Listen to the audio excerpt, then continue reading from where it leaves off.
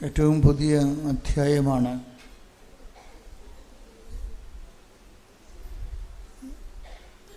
ഉടമ്പടി ജീവിതചര്യ. ഉടമ്പടി എടുക്കുന്നവർ തന്നെ രണ്ട് തരമുണ്ട്. സാധാരണ ഉടമ്പടി എടുത്ത് പോകുന്നവരും പിന്നീട് ഉടമ്പടി ജീവിക്കുന്നവരും. ഉടമ്പടി എടുത്തു പോകുന്നവർ ഫങ്ഷണറീസും ഉടമ്പടി ജീവിക്കുന്നവർ മിഷണറീസുമാണ്. എല്ലാവർക്കും മിഷണറീസ് ആകാൻ പറ്റുമോ എന്ന് എനിക്കറിയത്തില്ല. കാര്യം അതൊരു മിഷണറി ആവുക എന്ന് പറഞ്ഞാൽ അതൊരു വിളിക്കുള്ളിലെ വിളിയാണ്. ദൈവത്തോട് നിങ്ങൾക്ക് സ്നേഹമുണ്ടെന്ന് നിങ്ങൾക്ക് മനസ്സിന് ആത്മാവിൽ അങ്ങനെ പ്രേരണ ഉണ്ട്, എനിക്ക് ദൈവസ്നേഹമുണ്ടെന്ന് തോന്നുകയാണെങ്കിൽ നിങ്ങൾ പുതിയ പുതിയ ശുശ്രൂഷകൾക്ക് വേണ്ടി പ്രാർത്ഥിക്കണം. എല്ലാ ദിവസവും പുതിയ സ്നേഹത്താൽ ഇങ്ങനെ പുതുക്കിക്കൊണ്ടിരിക്കാം. ദൈവവുമായിട്ടുള്ള ബന്ധത്തിൻ്റെ ഒരു പ്രത്യേകത എന്ന് വെച്ച് കഴിഞ്ഞാൽ അതിന് സ്റ്റാറ്റിക്കായിട്ടുള്ള സിറ്റുവേഷൻസ് ഇല്ല. ഓരോ പ്രഭാതത്തിലും പുതിയ സ്നേഹത്താൽ take the word of God. ശ്രദ്ധിക്കട്ടെ. ഹല്ലേലൂയ, ഹല്ലേലൂയ, ഹല്ലേലൂയ, ഹല്ലേലൂയ. യേശുവേ നന്ദി. ഹല്ലേലൂയ, ഹല്ലേലൂയ. യേശുവേ ആരാധന, ആരാധന, ആരാധന. യേശുവേ നന്ദി. മഹത്വം, മഹത്വം, മഹത്വം, മഹത്വം. ഹല്ലേലൂയ, ഹല്ലേലൂയ. വിലാപങ്ങൾ 3:22 മുതലുള്ള തിരുവചനങ്ങൾ. കർത്താവിന്റെ സ്നേഹം ഒരിക്കലും അസ്തമിക്കുന്നില്ല. കർത്താവിന്റെ സ്നേഹം ഒരിക്കലും അസ്തമിക്കുന്നില്ല. അവിടുത്തെ കാരുണ്യം അവസാനിക്കുന്നില്ല. അവിടുത്തെ കാരുണ്യം അവസാനിക്കുന്നില്ല. ഓരോ പ്രഭാതത്തിലും അത് പുതിയതാണ്. അവിടുത്തെ വിശ്വസ്തത ഉന്നതമാണ്. വാർദ്ധക്യം എന്ന് പറയണത് എന്താ? വാർദ്ധക്യം എന്ന് പറയണത് എന്താണ്? യഥാർത്ഥത്തിൽ ബയോളജിക്കലായിട്ടുള്ള ഫിനോമിന എന്താണ്? ഓൾഡ് ഏജ്, ഗെറ്റിംഗ് ഓൾഡ് എന്ന് പറയുന്ന ആ വാർദ്ധക്യ പ്രതിഭാസം എന്താണ്? പുതിയ കോശങ്ങളുണ്ടാകുക. കോശങ്ങൾ റിജുവിനേറ്റ് ചെയ്യുന്നില്ല. അതിനാണ് ഈ ആൻറ്റി ഓക്സിഡൻ്റ് എന്നൊക്കെ ഇവർ പറയണത്. കോശങ്ങളെ പുനർജീവിക്കുന്നില്ല, പഴയ കോശങ്ങൾ അങ്ങനെ. അതുകൊണ്ടാണ് ഞെറികളൊക്കെ വീഴുകയും ചിരങ്ങളൊക്കെ വരികയും ചെയ്യും. കോശങ്ങൾ 10, 80, 85 വയസ്സായി കഴിഞ്ഞ് കഴിഞ്ഞാൽ പിന്നെ കോശങ്ങൾ ഉണ്ടാകുന്നില്ല. ചിലർക്ക് പാരമ്പര്യം കൊണ്ട് 97 വയസ്സ് വരെയൊക്കെ അങ്ങനെ ജീവിച്ചു പോകുന്നെങ്കിലും പുതിയ കോശങ്ങൾ ഉണ്ടാകാത്തതാണ് വാർദ്ധക്യം എന്ന് പറയുന്നത്. പുതിയ സ്നേഹം അതുപോലെ തന്നെയാണ്. അതുകൊണ്ടാണ് ബൈബിൾ പറയണത് ഓരോ പ്രഭാതത്തിലും, എന്നിട്ട് വായിച്ച്, ഓരോ പ്രഭാതത്തിലും അവിടുന്ന് പുതിയ സ്നേഹം കൊണ്ട് എന്നെ അഭിഷേകം ചെയ്തു. ഇപ്പം പുതുതായിട്ട് നിങ്ങൾക്ക് ദൈവസ്നേഹം ഉണ്ടാകണില്ല. പുതിയ ദൈവസ്നേഹം ഉണ്ടെങ്കിൽ പുതിയ ശുശ്രൂഷകളുണ്ടാകും, പുതിയ പ്രാർത്ഥനകളുണ്ടാകും, പുതിയ വചനവായനകളുണ്ടാകും, പുതിയ വചനങ്ങളുണ്ടാകും, പുതിയ സ്വപ്നങ്ങൾ വരും, പുതിയ ദർശനങ്ങൾ വരും. ആൾക്കാരിങ്ങനെ പുതുക്കിക്കൊണ്ടേയിരിക്കും. അങ്ങനെ പ്രത്യേകിച്ച് പുതുക്കലൊന്നും ഇല്ലെന്നുണ്ടെങ്കിൽ നമ്മൾ ആധ്യാത്മിക വാർദ്ധക്യത്തിലാണ്. ഇത് വലിയ അപകടകരമായൊരവസ്ഥയാണ് ആധ്യാത്മിക വാർദ്ധക്യം. കഴിഞ്ഞ ദിവസങ്ങളിൽ ഔസേപ്പച്ചൻ പുതുമന എന്ന് പറഞ്ഞൊരു സഹോദരൻ സാക്ഷ്യം പറഞ്ഞു. അപ്പം ഷാലോമിന്ന് എൻ്റെ ഒരു സുഹൃത്ത് ജയ്മോൻ വിളിച്ചു പറഞ്ഞു, ഔസേപ്പച്ചൻ ബ്രദറിന് ഭയങ്കര കിടിലനൊരു ഉടമ്പടി സാക്ഷ്യമുണ്ടെന്ന് പറഞ്ഞു. ഞാൻ പറഞ്ഞു, ഔസേപ്പച്ചൻ ബ്രദറിൻ്റെ സാക്ഷ്യം ഞാൻ പണ്ട് കേട്ടിട്ടുള്ള ആളാണ്. കാര്യം ഇദ്ദേഹം പഴയൊരു സുവിശേഷകനാണ്. ജനലക്ഷങ്ങളെ കർത്താവിലേക്ക് തിരിച്ചു കൊണ്ടുവന്നിട്ടുള്ള പ്രായോഗികമായിട്ടുള്ള സുവിശേഷ സാക്ഷ്യമുള്ള ആളാണ്. കാര്യം അത് ഞാൻ പണ്ട് കടലോരത്ത്, നിങ്ങൾക്കിവിടെ കുറച്ച് പേർക്കെങ്കിലും അറിയാം, 90കളിലെ കടലോരത്ത് കൺവെൻഷൻ നടത്തുമായിരുന്നു. 90 തൊട്ട് 2000 വരെ. ഒരു ദിവസം മുഴുവൻ കടലിൽ പോയി വള്ളങ്ങളെല്ലാം വെഞ്ചരിക്കും. 5 ദിവസം കടലിൻ്റെ കരയിൽ ലക്ഷക്കണക്കിന് മനുഷ്യർ ഒരുമിച്ച് കൂടി കേരളത്തിലുള്ള പ്രധാനപ്പെട്ട ഭജന പ്രഘോഷകരെയൊക്കെ വിളിച്ച് വരുത്തി സുവിശേഷം പ്രസംഗിപ്പിക്കും. ധ്യാനം നടത്തും. അപ്പം അന്ന് ഞാൻ വിളിച്ച ഒരാളാണ് ഈ ഔസേപ്പച്ചൻ പുതുമന. അപ്പം അദ്ദേഹത്തിൻ്റെ സാക്ഷ്യം എനിക്കറിയാം. അദ്ദേഹം കാവേരി ബാറെന്നും പറഞ്ഞൊരു വലിയൊരു ബാർ നടത്തിയിരുന്ന ആളാണ്. അപ്പോൾ അദ്ദേഹം മുരിങ്ങൂർ ധ്യാനകേന്ദ്രത്തിൽ പോയി ധ്യാനം കൂടി. അദ്ദേഹം കർത്താവിനെ അതൊരു നാമമാത്രമായ ക്രൈസ്തവനായിട്ടും എന്നാൽ ആചാരാനുഷ്ഠാനങ്ങൾ പാലിച്ചു പോകുന്ന ഒരു പാരമ്പര്യ ക്രിസ്ത്യാനിയാണ്, കുഴപ്പക്കാരനല്ല. എങ്കിലും കർത്താവിനെ അറിയേണ്ട പോലെ അറിഞ്ഞില്ല. അതാണ് അദ്ദേഹത്തിൻ്റെ. അറിയേണ്ട പോലെ അറിയാത്തിടത്തോളം കാലം നമ്മൾ ദൈവത്തിന് നിരക്കാത്ത പല കാര്യങ്ങളും ചെയ്ത് ജീവിക്കും. അപ്പോഴതുകൊണ്ട് എപ്പോഴും സുവിശേഷം പറയും, ഒരു യു ടേൺ എടുക്കേണ്ടി വരുമെന്ന് പറയും. ഇപ്പം ഉടമ്പടി എന്താണെന്ന് നിങ്ങൾ എന്നോട് ചോദിച്ചാൽ ഞാനിവിടെ നിങ്ങളോട് പറയും, അവൻ പറയണ പോലെ ചെയ്ത് ജീവിക്കുക. സിമ്പിളാണ്. കാര്യം നമ്മൾ ഇവിടെ നടത്തുന്നതും ആൾക്കാർ ജീവിക്കുന്നതും എന്താണ്? മരിയൻ ഉടമ്പടി എന്ന് പറയും. ഉടമ്പടി പലതരത്തിലുണ്ട്. കുർബാന ഒരു ഉടമ്പടിയാണ്, നമുക്കറിയാം. എബ്രാഹത്തിനോട് ചെയ്തത് ഉടമ്പടിയാണ്. എബ്രാഹത്തിനോട് ചെയ്ത ഉടമ്പടിയിലാണ് ഈ വാഗ്ദാന നാടെന്നുള്ള സത്യം വരണത്. പാലസ്തീൻ പ്രോബ്ലമൊക്കെ ഉണ്ടാകുമ്പോൾ സാഹോദര്യത്തിൻ്റെ ഒരു കാലം എല്ലാവർക്കും ഇപ്പോൾ പാലസ്തീൻ ജനതയ്ക്കും അവരുടെ അവകാശമുണ്ട്. അവിടെ കുഞ്ഞുങ്ങൾ ജനിക്കണം, അവർ വളരണം, മാന്യമായി ജീവിക്കണം. അതും ദൈവത്തിൻ്റെ ആവശ്യമാണ്. അപ്പം അതൊരു യുദ്ധത്തിലൂടെ അത് നിറവേറ്റുന്നതിനുള്ളക്കുപരി ഈ എല്ലാ ജനതകളും വിശുദ്ധ ഗ്രന്ഥത്തെ ഒഴിവാക്കിയിട്ട് അങ്ങോട്ടും ഇങ്ങോട്ടും മസിൽ പ്രയോഗം നടത്താൻ തീരുമാനിക്കുമ്പോഴാണ് വെടിയിച്ച് നിലക്കാത്ത ഒരു ലോകം നമുക്ക് കിട്ടണത്. ഇപ്പോൾ പുതിയൊരു കാലവും പുതിയൊരു സമാധാനവും അവർക്കൊരു ഇരിപ്പിടവും കിട്ടാൻ വേണ്ടി, ന്യായമായ ഇരിപ്പിടം കിട്ടാൻ വേണ്ടി സ്തുതിക്കട്ടെ. ഹല്ലേലൂയ, ഹല്ലേലൂയ, ഹല്ലേലൂയ, യേശുവേ നന്ദി, മഹത്വം, ആരാധന, ആരാധന, ഹല്ലേലൂയ, ഹല്ലേലൂയ, യേശുവേ ഹല്ലേലൂയ, ഹല്ലേലൂയ,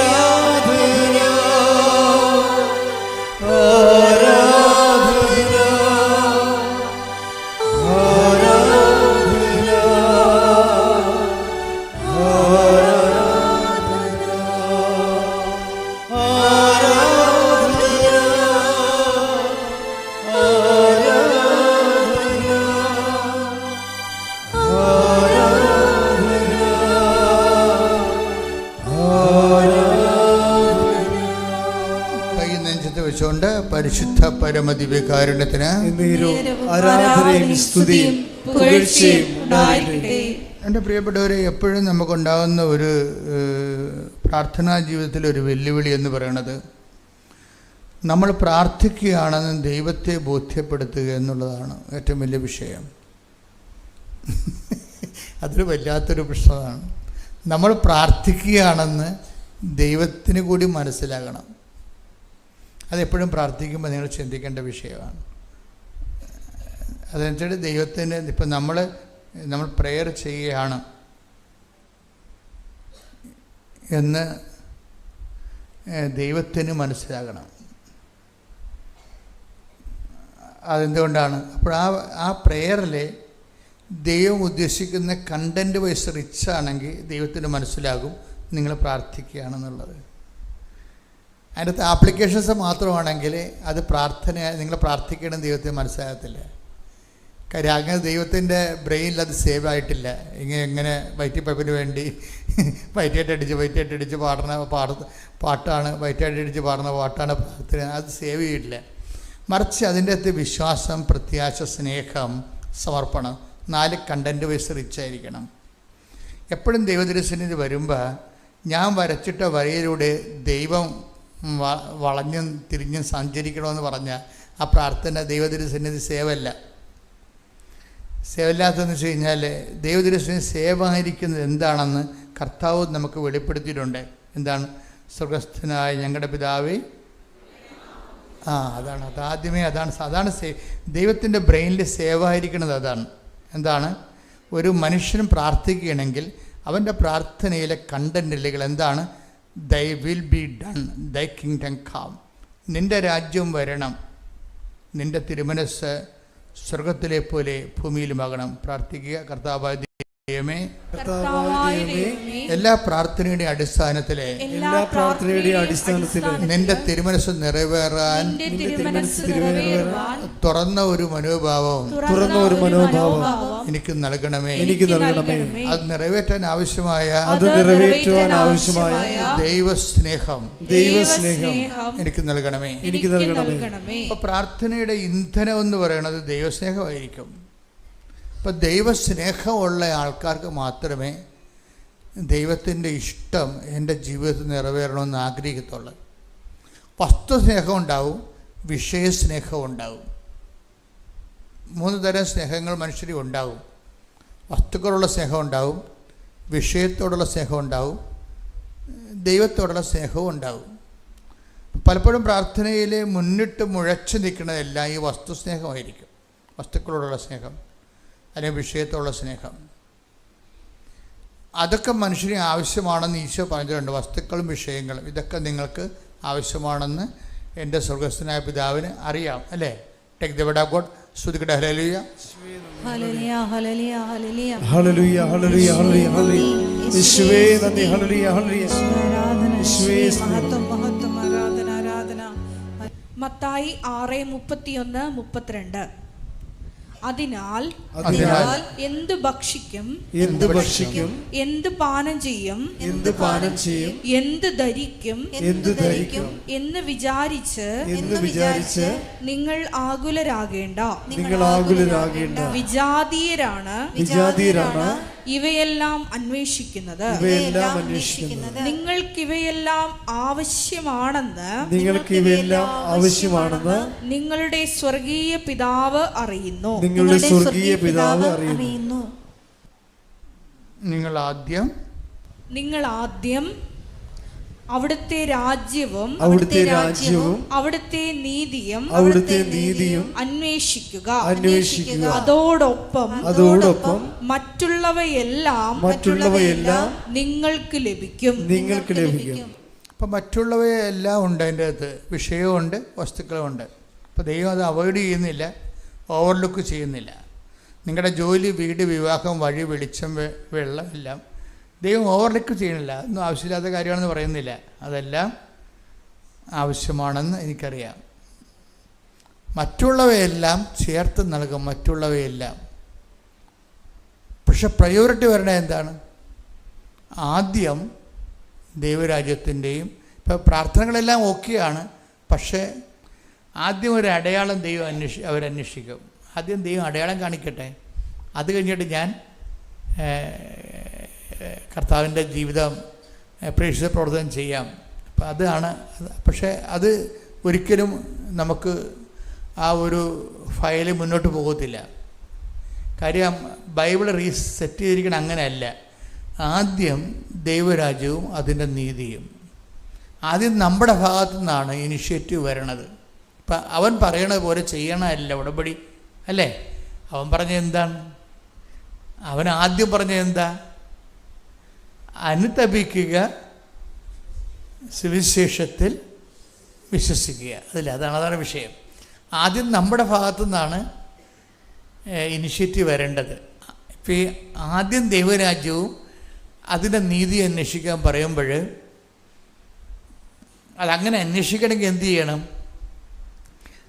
അവൻ പറയണ പോലെ ചെയ്യുന്നതാണ് ഉടമ്പടിയെങ്കിൽ അവൻ പറഞ്ഞ ആദ്യത്തെ കാര്യം എന്താ?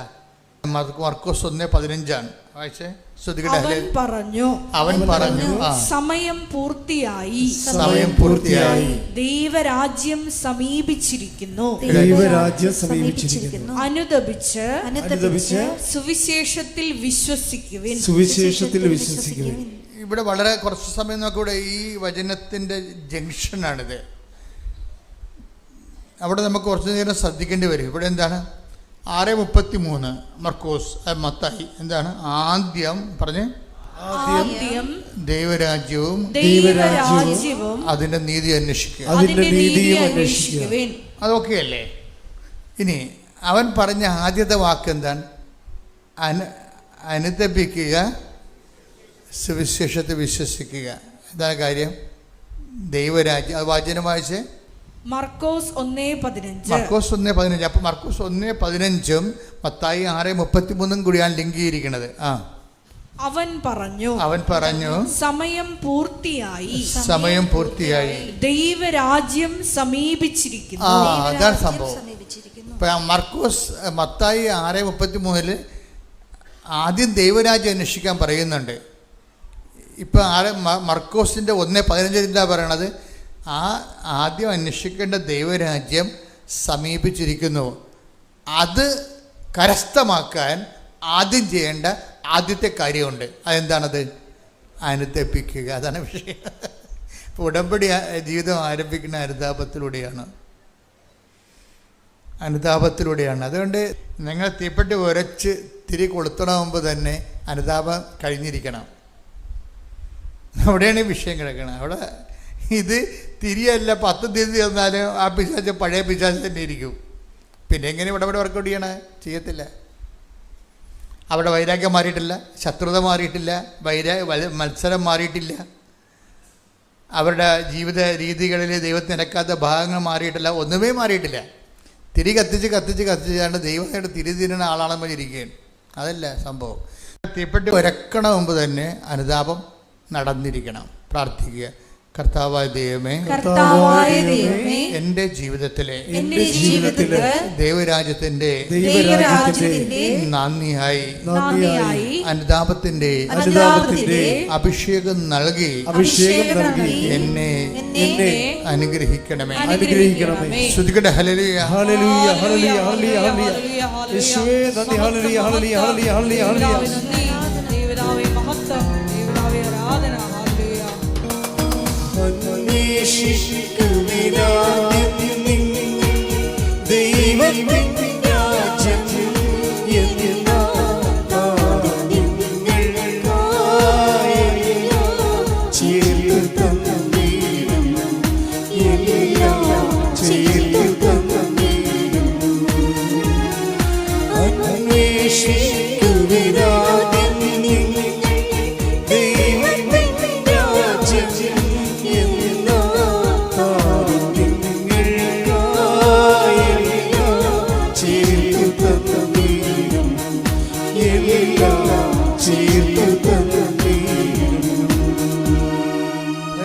പരമദിവ്യകാരുണ്യത്തിന് എന്നേരവും ആരാധനയും സ്തുതിയും പുകഴ്ചയും ഉണ്ടായിരിക്കട്ടെ. പരിശുദ്ധ പരമദിവ്യകാരുണ്യത്തിന് എന്നേരവും ആരാധനയും സ്തുതിയും പുകഴ്ചയും ഉണ്ടായിരിക്കട്ടെ. ഇത് കുറച്ച് സിൻസിയർ ആണെങ്കിലേ ഉടമ്പടി ഇങ്ങനെ പുതിയ സ്നേഹം നമ്മൾ ആദ്യം വായിച്ചല്ലേ വിലാപങ്ങൾ 3:22 മുതലുള്ള തിരുവചനങ്ങൾ. കർത്താവിന്റെ സ്നേഹം ഒരിക്കലും അസ്തമിക്കുന്നില്ല. കർത്താവിന്റെ സ്നേഹം ഒരിക്കലും അസ്തമിക്കുന്നില്ല. അവിടുത്തെ കാരുണ്യം അവസാനിക്കുന്നില്ല. ഓരോ പ്രഭാതത്തിലും അത് പുതിയതാണ്. അവിടുത്തെ വിശ്വസ്തത ഉന്നതമാണ്. കർത്താവിന്റെ സ്നേഹം അസ്തമിക്കണില്ല, പക്ഷെ ഇടയ്ക്കൊക്കെ ഗ്രഹണം സംഭവിക്കും. ഗ്രഹണം എന്ന് പറഞ്ഞാൽ എന്താണ്? ഒരു ഗ്രഹത്തിൻ്റെ മേലെ വേറൊരു ഗ്രഹത്തിന് നിഴൽ വന്നടിക്കും. അതോടുകൂടി ഒരു തീരുമാനം ഉണ്ടാവും. എന്താണ്? പ്രകാശം തരത്തില്ല. കർത്താവ് അപ്പോൾ ഗ്രഹം അവിടെ ഉണ്ട്, പക്ഷെ നമുക്ക് വി ഡോണ്ട് ഫീൽ ഇറ്റ്. നമ്മളത് അനുഭവിക്കണില്ല. കർത്താവിൻ്റെ സ്നേഹം അസ്തമിക്കുന്നില്ല എന്ന് പറഞ്ഞാൽ കറക്റ്റാണ്, പക്ഷെ ഗ്രഹണം ഉണ്ടാവും. അത് കഴിഞ്ഞാൽ ദൈവം അവിടെ ഉണ്ട്, പക്ഷെ നമുക്കത് ഫീൽ ചെയ്യുന്നില്ല. ശരിക്കും പറഞ്ഞാൽ ഇതാണ് ഒരു അവസ്ഥ പലരുടെയും. ദൈവമുണ്ട്, പക്ഷെ നമുക്കത് ഫീൽ ചെയ്യണില്ല. ഏതോ ഒരു നിഴല്, പാപത്തിൻ്റെ ഒരു കരിനിഴല് ഇതിൻ്റെ പേര് ഇങ്ങനെ അടിച്ചു മാറിയിരിക്കുകയാണ്. അതുകൊണ്ട് ദൈവസ്നേഹം നമുക്ക് ഫീൽ ചെയ്യണില്ല. അതുകൊണ്ട് തന്നെയാണ് ഈശോ പറഞ്ഞത് അനുതപിക്കുക, സുവിശേഷത്തിൽ വിശ്വസിക്കുക. സ്തുതിക്കട്ടെ. ഹല്ലേലൂയ, ഹല്ലേലൂയ, ഹല്ലേലൂയ, ഹല്ലേലൂയ, ഹല്ലേലൂയ. യേശുവേ ആഴമായ അനുതാപം ഞങ്ങൾക്ക് നൽകണമേ. ഹല്ലേലൂയ, ഹല്ലേലൂയ. മഹത്വം, മഹത്വം, ആരാധന. ഹല്ലേലൂയ.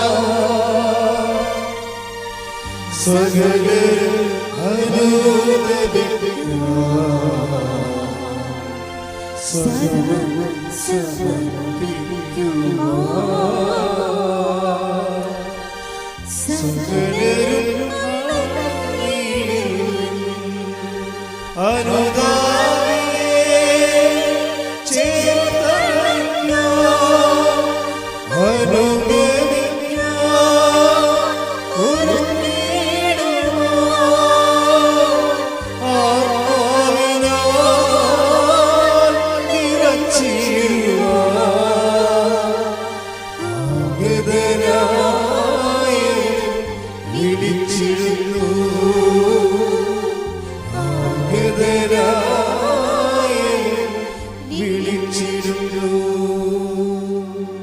അനുതാപത്തിന് നമുക്ക് ലഭിച്ചിരിക്കുന്ന ഹൗ ടു റിപ്പൻറ്റ്.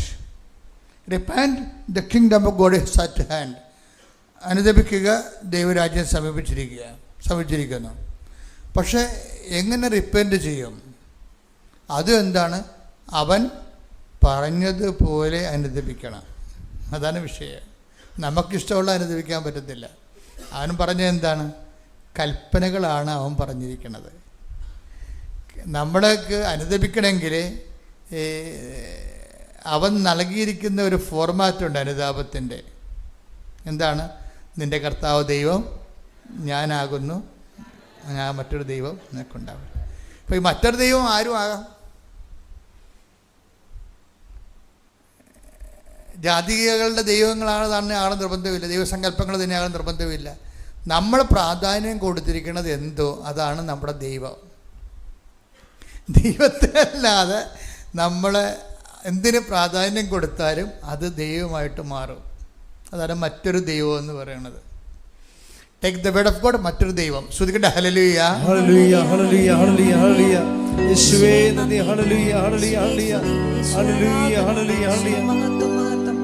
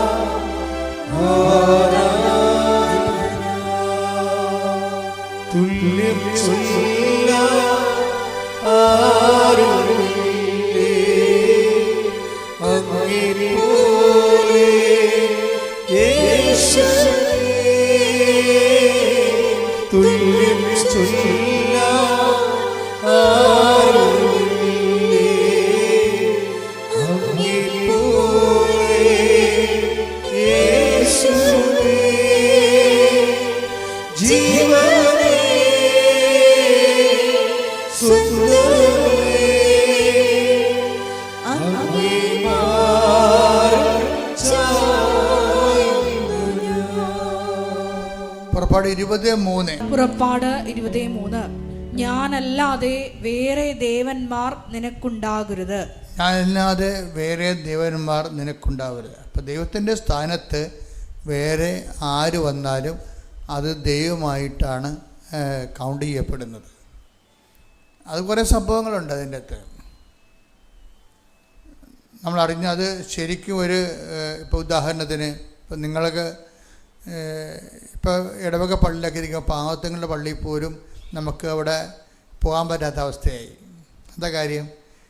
കാറുള്ളവരെല്ലാം കാറ് കൊണ്ടുവന്നിട്ട് വണ്ടിയുടെ മുമ്പിൽ കൊണ്ടുവന്നിടും. അത് ആ മാവിൻ്റെ തൊട്ടിട്ട് മാറ്റിയിടാൻ പറഞ്ഞാൽ മാറ്റിയിടത്തില്ല. ജനത്തിന് ഇടയ്ക്കേണ്ടതിനെ കൊണ്ടുവന്നിട്ടിട്ട് ഞാൻ ഈ സ്ഥലത്തെ പ്രധാന ദിവ്യനാണെന്ന് നാട്ടുകാരെ ബോധിപ്പിച്ചുകൊണ്ടിരിക്കും. അപ്പോൾ കാറും അത് കൊണ്ടുവന്നിട്ടുള്ള മനസ്സും എല്ലാം വേറൊരു ദൈവത്തെ കൊണ്ട് അവരെ സ്വാധീനപ്പെടുത്തി അതിന് അടിപ്പെട്ട് ജീവിക്കുകയാണ്. നമ്മൾ വേറൊരു സ്ഥാനക്കാര്യത്തിൽ ഇപ്പം ചിലർ പള്ളി വരുന്നില്ല. എന്തുകൊണ്ടാണ്? കാറില്ല, പള്ളി വരുന്നില്ല. കാലം മാറി. പണ്ടും മുണ്ടില്ല, അതുകൊണ്ട് പള്ളി വരുന്നില്ല എന്ന് പറഞ്ഞാൽ മനസ്സിലായില്ല. ഒരു 19 കൊല്ലത്തിന് മുമ്പ് അങ്ങനെ ഇടുന്നത്. എന്തുകൊണ്ടാണ് എടുത്ത് പള്ളി വരാത്തത്?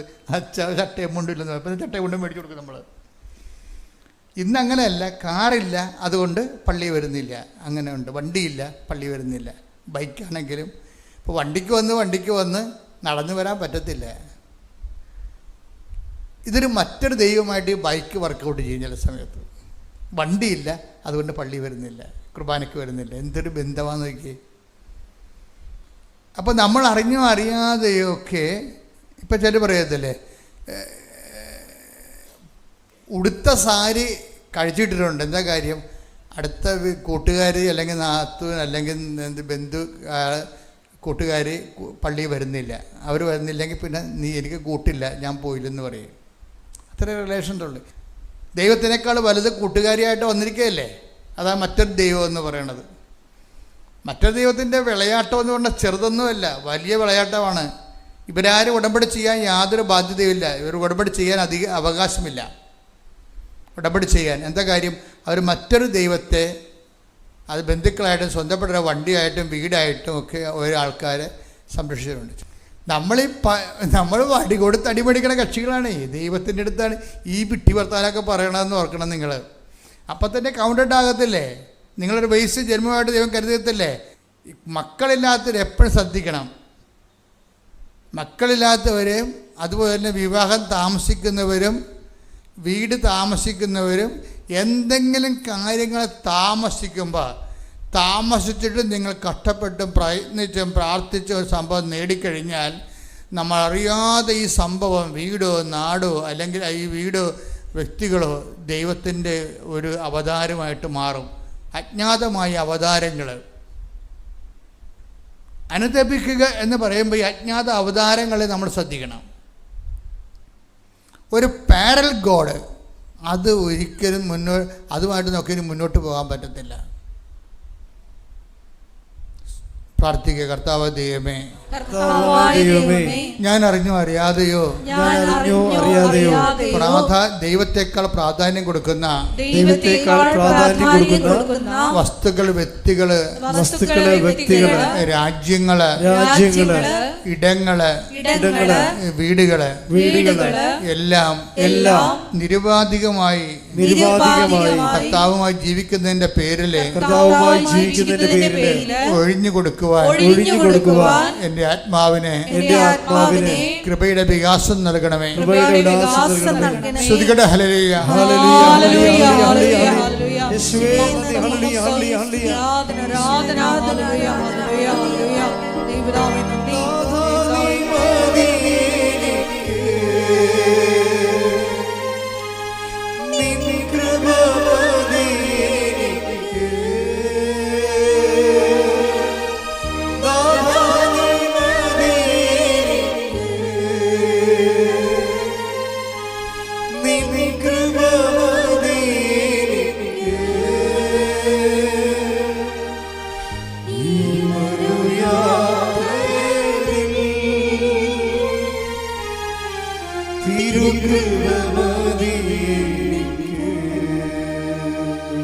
പരിശുദ്ധ പരമദിവ്യകാരുണ്യത്തിന് ആരാധനയും സ്തുതിയും പുകഴ്ചയും ഉണ്ടായിരിക്കട്ടെ. ഈ അമിത പ്രാധാന്യം കൊടുക്കുന്നുണ്ടെങ്കിൽ ചില ആൾക്കാർ കാനഡയിൽ ഇടിച്ചു നിൽക്കും, ചിലക്ക് ആസ്ട്രേലിയയിൽ ഇടിച്ചു നിൽക്കും. ഒരിക്കൽ കയറിയൊരു വൈറസാണ് ഈ ആസ്ട്രേലിയൻ വൈറസ്. കാനഡ വൈറസ് ഉണ്ട്. അതുപോലെ തന്നെ ഓരോ ആ രാജ്യത്ത് എങ്ങനെ ഇഷ്ടപ്പെട്ടു പോയി ഇവർ പഠിക്കണ കുഞ്ഞുനാൾ തന്നെ ആ രാജ്യത്ത് പോയാൽ ശരിയാകും. അപ്പോൾ അതിനുവേണ്ടി മനസ്സ് ട്രെയിൻ ചെയ്ത്, ചിന്ത ട്രെയിൻ ചെയ്ത്, ശ്വാസം അതുപോലെ ആലോചന എല്ലാം ചെയ്ത് ഇതൊരു മറ്റൊരു വൈറസായിട്ട് മറ്റൊരു ദൈവമായിട്ട് മാറും. അതുകൊണ്ട് നിങ്ങൾ ഉടമ്പെടുക്കുമ്പോൾ കർത്താവിന് ഇഷ്ടമുണ്ടെങ്കിൽ, അതെൻ്റെ ബൈബിളിൻ്റെ ഒരു സ്ട്രക്ചർ എങ്ങനെ, കർത്താവ് തിരുമനസ്സാണെങ്കിൽ നാളെ ഞങ്ങൾ ആ പട്ടണത്തിൽ പോകും. ഇവിടെ യാക്കോബ് ശ്രുതികട ഹല്ലേലൂയ ഹല്ലേലൂയ ഹല്ലേലൂയ ഹല്ലേലൂയ ഹല്ലേലൂയ യേശുവേ നന്ദി ഹല്ലേലൂയ ഹല്ലേലൂയ ഹല്ലേലൂയ ഹല്ലേലൂയ യേശുവേ ആരാധന ആരാധന ആരാധന ആരാധന ആരാധന ഹല്ലേലൂയ ഹല്ലേലൂയ ഹല്ലേലൂയ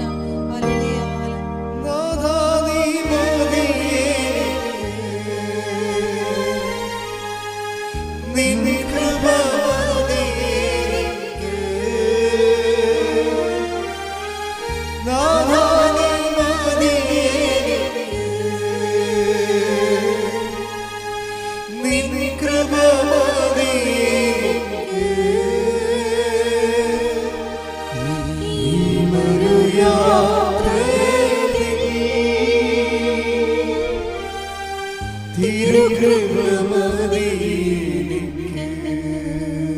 പരമദിവ്യകാരുണ്യത്തിന് എന്നേരവും ആരാധനയും സ്തുതിയും പുകഴ്ചയും ഉണ്ടായിരിക്കട്ടെ. പരിശുദ്ധ പരമദിവ്യകാരുണ്യത്തിന് എന്നേരവും ആരാധനയും സ്തുതിയും പുകഴ്ചയും ഉണ്ടായിരിക്കട്ടെ. യാക്കോബ് 4:13 മുതലുള്ള തിരുവചനങ്ങൾ. യാക്കോബ് 4:13. ഇന്നോ നാളെയോ ഞങ്ങൾ ഇന്ന പട്ടണത്തിൽ പോയി അവിടെ ഒരു വർഷം താമസിച്ച് വ്യാപാരം ചെയ്ത് ലാഭമുണ്ടാക്കുമെന്ന് പ്രഖ്യാപിക്കുന്ന നിങ്ങളോട് ഒന്ന് പറയട്ടെ. നാളത്തെ നിങ്ങളുടെ ജീവിതം എങ്ങനെയുള്ളതായിരിക്കുമെന്ന് നിങ്ങൾക്കറിഞ്ഞുകൂടാ. അല്പനേരത്തേക്ക് പ്രത്യക്ഷപ്പെടുകയും അതിനുശേഷം അപ്രത്യക്ഷമാവുകയും ചെയ്യുന്ന മൂടൽ മഞ്ഞാണ് നിങ്ങൾ. നിങ്ങൾ ഇങ്ങനെയാണ് പറയേണ്ടത്. അടിവരയിട്ടിരിക്കണം. ഇതാണ് നിങ്ങൾ ഇങ്ങനെയാണ് പ്രാർത്ഥിക്കേണ്ടത്. കർത്താവ് മനസ്സാകുന്നെങ്കിൽ ഞങ്ങൾ ജീവിക്കുകയും യഥായുക്തം പ്രവർത്തിക്കുകയും ചെയ്യും. ഇപ്പൊ ന്യൂസിലൻഡിന്റെ വൈറസ് കയറിയിട്ട് ന്യൂസിലൻഡ് വേറെ ഒരു ദൈവമായിട്ട് മാറരുത്. മനസ്സിലായില്ലേ? അപ്പോൾ നിങ്ങൾ ഓർക്ക് ഞാൻ ന്യൂസിലൻഡിനെ വിശ്വാസിച്ചിട്ട് കർത്താവ് ഇപ്പോൾ അച്ഛൻ്റെ സംസാരിക്കുകയായിരിക്കും, എൻ്റെ കാര്യമായിരിക്കും പറയണം. അങ്ങനെ ചിന്തിക്കേണ്ട കാര്യമില്ല. ഞാൻ പറഞ്ഞിരിക്കണേ ഇത്രയേ ഉള്ളൂ. അതായത് ഏതെങ്കിലും ഒരു സ്ഥലത്ത് നിന്ന് സ്റ്റിക്ക് ഓൺ ചെയ്തിട്ട് അതിന്മേൽ കടിച്ചു തൂങ്ങി കിടന്നു കഴിഞ്ഞാൽ മർക്കട മുഷ്ടി എന്ന് പറയും, പിടിവിടാതിരിക്കും. അപ്പോൾ ഒന്ന് മാറ്റി ചിന്തിക്കാൻ നിങ്ങൾക്ക് സാധിക്കണം. അതുകൊണ്ടാണ് ഇങ്ങനെ പറയണത്, മാറ്റി ചിന്തിക്കണമെന്ന്. അപ്പോൾ എന്താ പ്രശ്നം വെച്ച് കഴിഞ്ഞാൽ നിങ്ങൾ ഉടമ്പടിക്കുണ്ട്. ആ ഉടമ്പടി നമുക്ക് ഭയങ്കര നിങ്ങൾക്കറിയാമല്ലോ, ഉടമ്പടിയൊക്കെ വരുന്നതിന് മുമ്പ് ഇവിടെ വന്ന അഗ്നി നക്ഷത്രം പോലെ കാലവർഷം വരുന്നതിന് മുമ്പ് അഗ്നി നക്ഷത്രം ഉദിക്കുമെന്ന് പറഞ്ഞില്ലേ 10 ദിവസം മുമ്പ്. അതുപോലെ അഗ്നി നക്ഷത്രം മോർണിംഗ് സ്റ്റാറായിട്ട് ഉദിച്ചത് എന്താണ്? അമ്മയുടെ പ്രത്യക്ഷീകരണമാണ്. അമ്മ എന്താ പറഞ്ഞത്? ദുരന്തം ഉണ്ടാകാൻ പോകുന്നു, എന്താണ്? പ്രാർത്ഥിക്കണം. അപ്പോൾ ഒരു ഉടമ്പടി, അതിന് പ്രാർത്ഥിക്കാൻ വേണ്ടി നമുക്ക് തന്നെ എന്താണ്? ഉടമ്പടി ജീവിതമാണ്.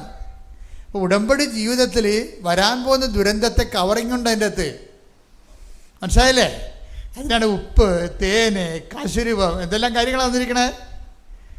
വരാൻ പോകുന്ന ദുരന്തം 2004 ഡിസംബർ 7 തീയതി അമ്മ പ്രത്യക്ഷപ്പെടുമ്പോൾ പറയണത് ദുരന്തം ഉണ്ടാകാൻ പോകുന്നു, പ്രാർത്ഥിക്കണം. അത് പ്രകൃതി ദുരന്തമാകാം, ജീവിത ദുരന്തമാകാം. അപ്പം ഇങ്ങനെ ഒരു ദുരന്തം ഉണ്ടാകാൻ പോകുന്നു, പ്രാർത്ഥിക്കണമെന്ന് പറയുമ്പോഴേ ദുരന്തത്തിന് എന്ത് പ്രാർത്ഥിക്കണമെന്ന് ചോദിച്ചു കഴിഞ്ഞാൽ ദുരന്തത്തിനെ പ്രതിരോധിക്കാൻ വേണ്ടി പ്രാർത്ഥിക്കേണ്ടത് എന്താണ്? ഉടമ്പടിയും ഉടമ്പടി ജീവിതവുമാണ്. ഉടമ്പടി ജീവിതം നമുക്ക് എന്താ തരണത്? വരാൻ പോകുന്ന ദുരന്തങ്ങളെ നിന്ന് സംരക്ഷണം നൽകും. ഈ ഔസേപ്പച്ചൻ പുതുമനയുടെ ഒരു സാക്ഷ്യം എങ്ങനെയാണെന്നറിയാമോ? ഇദ്ദേഹം ഉടമ്പടി ജീവിതത്തിലേക്ക് വന്നതിന് ശേഷം ഇപ്പോൾ ഒത്തിരി ആൾക്കാർ കുളു മണാളിലൊക്കെ പോകുന്നുണ്ടല്ലോ. ഇപ്പോൾ ചിലരൊക്കെ കുറേ കഷ്ടപ്പാടൊക്കെ ജീവിച്ച് കഴിയുമ്പോൾ അവർക്ക് തോന്നും ഒന്ന് ഫ്രഷ് ആകാൻ പോകണമെന്ന് തോന്നും. ഇപ്പോൾ നമ്മുടെ ഇപ്പോൾ ആൾക്കാർ ഒത്തിരി പേര് അങ്ങനെ പോകുന്നുണ്ട്, പല സ്ഥലങ്ങളിലൊക്കെ ഫ്രഷ് ആകാൻ പോകും. ഞാൻ വനത്തിലേക്കേ പോകത്തുള്ളൂ. ഒരു വർഷത്തിൽ ഒരു പ്രാവശ്യം വനത്തിൽ പോകും.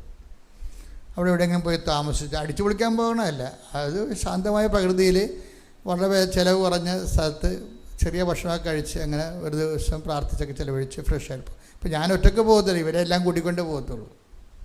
അപ്പോൾ ഫ്രഷാകാൻ വന്ന് ഫ്രഷായിട്ട് വരും, പ്രാർത്ഥിച്ച് ജപമാല അവിടെ കുർബാനയൊക്കെ ചൊല്ലി അങ്ങനെ പോരും. അപ്പോൾ അതുപോലെ തന്നെ ഈ ഔസേപ്പച്ചൻ പുതുമനയുടെ സാക്ഷ്യത്തിൽ പറയണത്, ഞാൻ കാശ്മീർ പോകാൻ വേണ്ടി 20,000 രൂപ മുടക്കി ഒരു അഡ്വാൻസ് കൊടുത്ത് വിനോദസഞ്ചാര ഏജൻസിക്ക് 20,000 രൂപ മുടക്കി ഒരു അഡ്വാൻസ് കൊടുത്ത്. അപ്പോൾ അഡ്വാൻസ് കൊടുത്തുകൊണ്ടിരിക്കുന്ന സമയത്ത് ഞാൻ ഡെയിലി ബ്രെഡ് കേട്ട് അഡ്വാൻസ് കൊടുത്ത് അവിടെ പോകാൻ തീരുമാനിച്ചിരിക്കുകയാണ്. അപ്പോൾ ഞാൻ ഡെയിലി ബ്രെഡ് കേട്ടെ. ഡെയിലി ബ്രെഡിൽ അച്ഛൻ പറയുന്നുണ്ട്, ബാലാവിൻ്റെ കഴുതയെക്കുറിച്ച് പറയുന്നുണ്ട്. നീ പോകുന്ന വഴികളിൽ നിനക്ക് ദുരന്തം ഉണ്ടാകുകയാണെങ്കിലേ അത് നിനക്കറിയാൻ പറ്റത്തില്ല, പക്ഷെ ദൈവത്തിന് അറിയാവുന്ന കാരണം ദൈവം കഴുതയെപ്പോലും നിന്നെ സംരക്ഷിക്കാൻ വേണ്ടി നിലനിർത്തും. ഇപ്പോൾ ബാലാക്ക് എന്ന് പറയുന്ന ദുർപ്രവാചകൻ ബാലാവിനെ ബാലാം പ്രവാചകനാണ്, പ്രവാചകനെ വിളിച്ചുകൊണ്ട് പോവുകയാണ് ഇസ്രായേൽ ജനത്തെ നോക്കിയിട്ട് ശപിക്കാൻ വേണ്ടി. അത് ദൈവത്തിൻ്റെ സ്വന്തം ജനതയായത് കാരണം ആ ശാപം, ആ പോകുന്ന പോക്ക് ദൈവഹിത പ്രകാരമല്ലാത്ത കാരണം, അത് ബാലാവിന് തന്നെ ആപത്തുണ്ടാകുന്ന കാരണം ദൈവം ഈ ഊരിപ്പിടിച്ച വാളുമായിട്ട് ഈ ബാലാവിന് മുമ്പ് ഒരു ദൂതനെ വിട്ടിട്ട് ദൂതൻ വാളുമായിട്ട് നിൽക്കണത് ഈ ബാലാൻ കാണത്തില്ല, കഴുത കാണും. കഴുത മാറി മാറി വരുമ്പോൾ ബാലാവിൻ്റെ അതിൻ്റെ പുറത്തിരിക്കുന്ന ബാലാവിൻ്റെ കാല് ഭിത്തിയിൽ ഉരഞ്ഞു പോകുമ്പോൾ അരിശം പറഞ്ഞിട്ട് ഇപ്പം ഈ ബാലാം ഈ ഊരിപ്പിടിച്ച വാളുമായിട്ട് നിൽക്കുന്ന ദൂതനെ കാണുന്നില്ല, വഴി തടഞ്ഞു നിൽക്കുന്ന ആളെ കാണുന്നില്ലല്ലോ. അപ്പോൾ ഇയാളുടെ കഴുത തെമ്മടിത്തരം കാണിച്ച് കാരണം അയാളുടെ കാല് പോയി. അപ്പം അയാളെ കഴുതയെ തല്ലും. അപ്പോൾ ഇതിൻ്റെ കഴുത സംസാരിക്കാൻ തുടങ്ങും. അതാണ് എൻ്റെ അപ്പോൾ ഈ പ്രവാചക വിഷയങ്ങൾ ഞാൻ സംസാരിക്കുമ്പോൾ പെട്ടെന്ന് നിങ്ങൾക്ക് പ്രസംഗവും കേൾക്കാം, സന്ദേശവും കേൾക്കാം. ഒരു പ്രസംഗമായിരിക്കും നിങ്ങൾ കേൾക്കണം, അതൊരു പ്രസംഗമല്ലേ എന്ന് പറയും. പക്ഷെ ദൈവ പൈതലാണെങ്കിൽ പറയും അത് പ്രസംഗമല്ല, സന്ദേശമാണെന്ന് പറയും. അതാണ് വിഷയം. അതാണ് സന്ദേശവും പ്രസംഗവും തമ്മിൽ. പ്രസംഗം കുറച്ച് ഡീറ്റെയിൽസ് നമുക്ക് പറയണം ആ വിഷയത്തിൻ്റെ. സന്ദേശം ദൈവം നമ്മോട് അതിലൂടെ നേരിട്ട് സംസാരിക്കുന്നതാണ്. അപ്പോൾ ഔസേപ്പച്ചമ്പുവിനേക്ക് പരിശുദ്ധാത്മാവ് ഉണ്ടായിരുന്ന കാരണം പരിശുദ്ധാത്മാവ് പറഞ്ഞു ഇത് നിന്നോട് സംസാരിച്ചാണെന്ന്. ദൈവത്തിന് അങ്ങനെ ഒരു ഗുണമുണ്ട്, നമുക്കിങ്ങനെ ജനറൽ മെസ്സേജ് കൊടുത്തിട്ട് പർട്ടിക്കുലറായിട്ട് നമുക്ക് പ്രത്യേക മെസ്സേജ് തരും. ദൈവത്തിൻ്റെ കമ്മ്യൂണിക്കേഷൻ ഭയങ്കരമാണ്, രസമാണ്. ദൈവമായിട്ട് ജീവിക്കാൻ തുടങ്ങിക്കഴിഞ്ഞാൽ ഈ ഇടിവെട്ട് ജീവിതമല്ലേ. അതായത് ജനറൽ മെസ്സേജ് കൊടുത്തിട്ട് അത് നിന്നെക്കാണെങ്കിൽ പറഞ്ഞിരിക്കണമെങ്കിൽ അത് നിനക്ക് അതിൻ്റെ ഇൻറ്റിമേഷൻ വരും, ഇപ്പം ഇൻറ്റിമേഷൻ ഔസേപ്പിതാത്തിനോട് പറഞ്ഞ് ഇത് നിനക്കുള്ള മെസ്സേജാണ്, നിൻ്റെ ഈ കാശ്മീർ ട്രിപ്പ് ക്യാൻസൽ ചെയ്യാൻ വേണ്ടിയുള്ള മെസ്സേജാണെന്ന് പറഞ്ഞു. ഉടനെ അത് വിശ്വസിച്ചു അദ്ദേഹം. അതാ ചിലർ വിശ്വസിക്കത്തില്ല. ചിലർ അതെനിക്ക് തോന്നിയാണെന്നൊക്കെ പറയും. ജഡിക മനുഷ്യന് അങ്ങനെയുള്ള കുഴപ്പമുണ്ട്. ജഡിക മനുഷ്യനും ആത്മീയ മനുഷ്യനും രണ്ട് സാരമില്ലേ. ഇപ്പം ജഡിക മനുഷ്യനെ പറയും അതെനിക്ക് തോന്നിയതാണെന്ന് പറയും. നമ്മൾ ജഡിക മനുഷ്യനും ആത്മീയ മനുഷ്യനും തമ്മിൽ വളരെ വ്യത്യാസമുണ്ട്. ആത്മീയ മനുഷ്യൻ ആത്മാവിനാലും നയിക്കപ്പെട്ടുകൊണ്ടിരിക്കുക. എന്ന് വെച്ചാൽ ആത്മാവിൻ്റെ പ്രചോദനങ്ങളെ ഉൾക്കൊള്ളുകയും ബഹുമാനിക്കുകയും ആദരിക്കുകയും നടപ്പിൽ വരുത്തുകയും ചെയ്യും. ജഡിക മനുഷ്യൻ തട്ടിക്കളയും, അതെനിക്ക് തോന്നിയതായിരിക്കും, അങ്ങനെ എന്തെല്ലാം കാര്യങ്ങൾ തോന്നണം. പക്ഷേ ഇദ്ദേഹം ഉടനെ അത് കട്ട് ചെയ്ത് കളയും. ഏതാണ് കാശ്മീർ ട്രിപ്പ് കട്ട് ചെയ്യും. അപ്പോഴുടനെ ഏജൻസി പറയും അച്ഛായ 20,000 രൂപ വെറുതെ പോകും. പോട്ടെ കർത്താവ്, ഞാൻ അങ്ങോട്ട് പോകാൻ കർത്താവ് ആഗ്രഹിക്കണില്ലെന്ന് പറയും. അപ്പോൾ 20,000 രൂപ കളഞ്ഞുകൊണ്ട് പുള്ളി അത് കട്ട് ചെയ്യും. പക്ഷേ എന്താ സംഭവിച്ചു, ആ ട്രിപ്പ് കാശ്മീരിൽ ചെല്ലുമ്പോൾ അവിടെ വെള്ളപ്പൊക്കമാണ്, കുറേ പേര് മരിച്ചു. അതാണ് വിഷയം. അപ്പം ആ ട്രിപ്പിൽ പോകേണ്ടതാണ്. കർത്താവുമായിട്ട് ബന്ധമുള്ള കാരണം ട്രിപ്പ് കട്ട് ചെയ്ത് കളഞ്ഞു. നമ്മൾ ചില സമയത്ത് ഇതിന് വേണ്ടി മെയ്ഡപ്പ് ചെയ്ത് ദൈവമായിട്ട് നല്ല ബന്ധമില്ലെങ്കിൽ നമുക്കിത് മനസ്സിലാക്കത്തില്ല. നമ്മൾ പോയി ദുരന്തം വലിച്ചു മേടിക്കും. ഇപ്പോൾ ദുരന്തം ഉണ്ടാകാൻ പോകുന്ന പ്രാർത്ഥിക്കണമെന്നാണ് പറഞ്ഞുകൊണ്ടാണ് മാതാവ് ഉടമ്പടി തന്നിരിക്കണം. അപ്പോൾ ഉടമ്പടി പാക്കേജിൽ സംരക്ഷണ പാക്കേജുണ്ട്, അതെപ്പോഴും നമ്മൾ അറിയണം.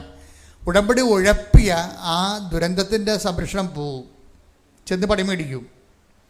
ഉടമ്പടി ഉഴപ്പുമ്പോൾ സംഭവിക്കുന്നത് അതാണ്.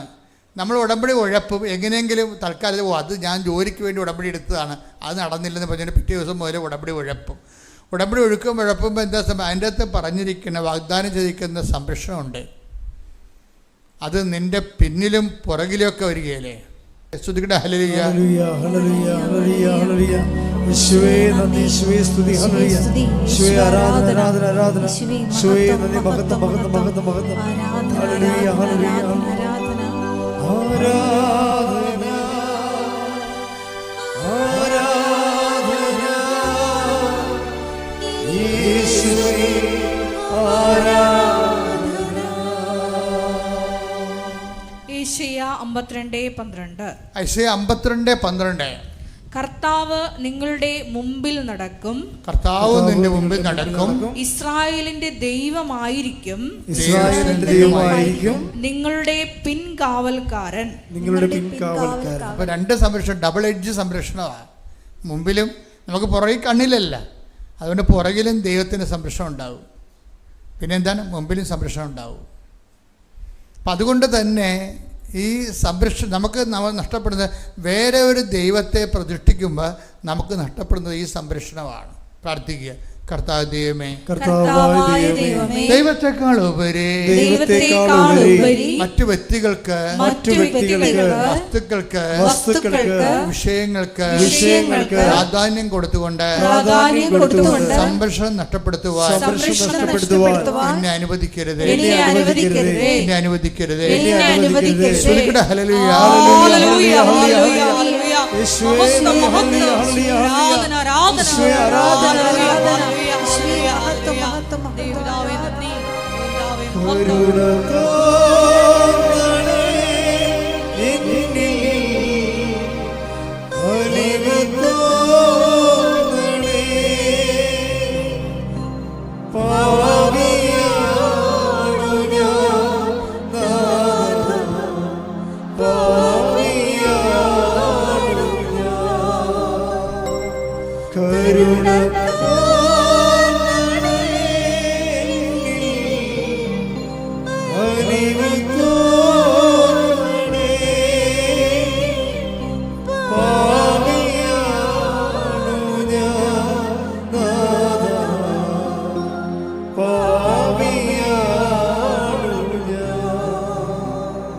പരിശുദ്ധ പരമദിവ്യകാരുണ്യത്തിന് ആരാധനയും സ്തുതിയും പുകഴ്ചയും ഉണ്ടായിരിക്കട്ടെ.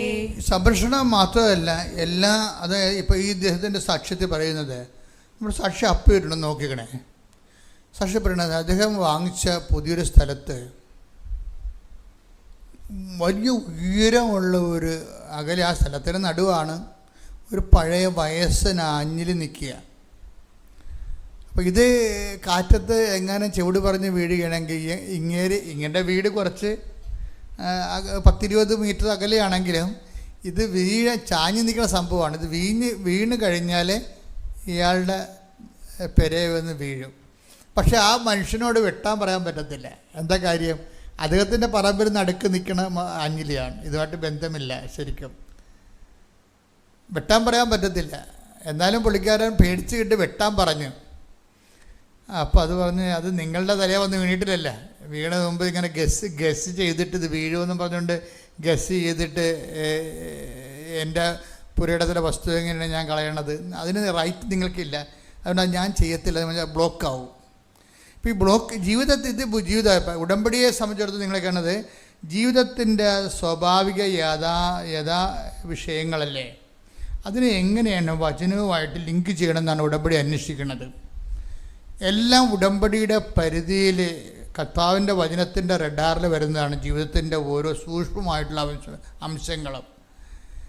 ഒരെണ്ണത്തിന് കർത്താവ്, മറ്റതിന് RDO ആണെന്ന് പറയരുത്. അത് ഇപ്പോൾ പാർട്ടിക്കാരോട് ഇന്ന് പറഞ്ഞു, ചേട്ടാ ഈ ആഞ്ഞിന് വെട്ടണമെന്ന് പറഞ്ഞാൽ അവരോട് പറയും അത് RDOക്ക് പെറ്റീഷൻ കൊടുക്കണം, അതിന് വില്ലേജ് ഓഫീസിൽ പോയി വേണമെന്ന് പറയും. അതാണ് എൻ്റെ ലോകത്തിലെ നിയമം, അതാണ് നിയമം. അപ്പം അങ്ങനെ RDO വന്നാലും വെട്ടാൻ പറ്റത്തില്ല. കാര്യം ഇത് പറമ്പിൽ നിൽക്കുകയാണ്, അവരുടെ പറമ്പിൽ നടുക്കെങ്ങനെ നിൽക്കുന്ന സംഭവമാണ്. വല്ല അരികെ വല്ലതും ആണെങ്കിൽ നമുക്ക് പറയാം, ഗസ് ചെയ്യാം, ഇത് വീഴുമെങ്കിൽ ഇങ്ങോട്ട് വീഴും. അപ്പോൾ അവിടെ ഒരു കുഴപ്പമുണ്ട്. അപ്പോൾ എന്ത് ചെയ്ത്, പക്ഷേ ഇത് ഉറഞ്ഞു നിൽക്കണ കാരണം അദ്ദേഹം പറഞ്ഞ് കമ്പി ഇടാന്ന് പറഞ്ഞു. അങ്ങനെ കമ്പി ഇട്ട് കൊടുത്ത്, കമ്പി ഇട്ട് വലിച്ച് കെട്ടി. പക്ഷേ കാറ്റ് വന്നപ്പോൾ കമ്പി പൊട്ടിപ്പോയി. അപ്പോൾ കുറച്ചുകൂടി ചാഞ്ഞ സാധനം. അപ്പോൾ രണ്ടാമത് ഉടമ്പടി പുതുക്കാൻ വന്നപ്പോൾ മാതാവിനോട് പറഞ്ഞു, മാതാവ് ഞാൻ വെക്കാൻ പോണത് ഇതാണ്, ഒരു കാര്യം ഈ പ്രാവശ്യത്തെ ഉടമ്പടി പുതുക്കാൻ പോകുമ്പോൾ ഞാൻ ആഞ്ഞിലിയുടെ കാര്യമാണ് വെക്കണമെന്ന് പറഞ്ഞു. വെക്കണമെന്ന് പറഞ്ഞതേ ഉള്ളൂ, പുള്ളി വെച്ചില്ല. വെച്ചാൽ എഴുതാൻ പോകുകയായിരുന്നു. എഴുതാൻ മുമ്പ് ആ സെക്കൻഡിൽ തന്നെ ഈ പറമ്പുകാരൻ പുള്ളി വിളിക്കും, ആവശ്യപ്പെട്ട ഞാൻ ഈ സാധനം വെട്ടി കേട്ടാന്ന് പറയും. അത്രയും സ്പീഡാണിത്. ദുരന്തമുണ്ടാകാൻ പോണ പ്രാർത്ഥിക്കണം. ഉടമ്പടി ഇത്രയുമാണ് സ്പീഡായിട്ട് നിൽക്കണമെന്ന് ഓർത്തേക്കണം. ഇതെല്ലാം മാതാവ് നമ്മുടെ ജീവിതത്തിൽ ക്രമീകരിക്കുന്ന ക്രമീകരണങ്ങളാണ്. ഒരു വഴക്കൊഴിവാക്കി, ഒരു ദൈവം ഒരു വിഷയം കൈകാര്യം ചെയ്യുമ്പോൾ സൈഡ് എഫക്ട്സ് കുറവായിരിക്കും. ഇപ്പോൾ ആൾക്കാർ ഇംഗ്ലീഷ് മരുന്ന് അധികം കഴിക്കുന്നതിന് ചിലർ കഴിപ്പിക്കാത്തത്. ഡോക്ടർമാരാണെങ്കിൽ നഴ്സുമാരും ഒരിക്കലും, ഇപ്പോൾ പണ്ട് ഇവിടെ ഒരു നേഴ്സ് 2 കുഞ്ഞുങ്ങളെ കൊണ്ട് വരുമായിരുന്നു. അവർ കുഞ്ഞുങ്ങളുടെ കാര്യമൊക്കെ രോഗവും ക്ഷീണമൊക്കെ എന്നോട് പറയും. അവരൊക്കെ കോയിലെ നേഴ്സാണ്.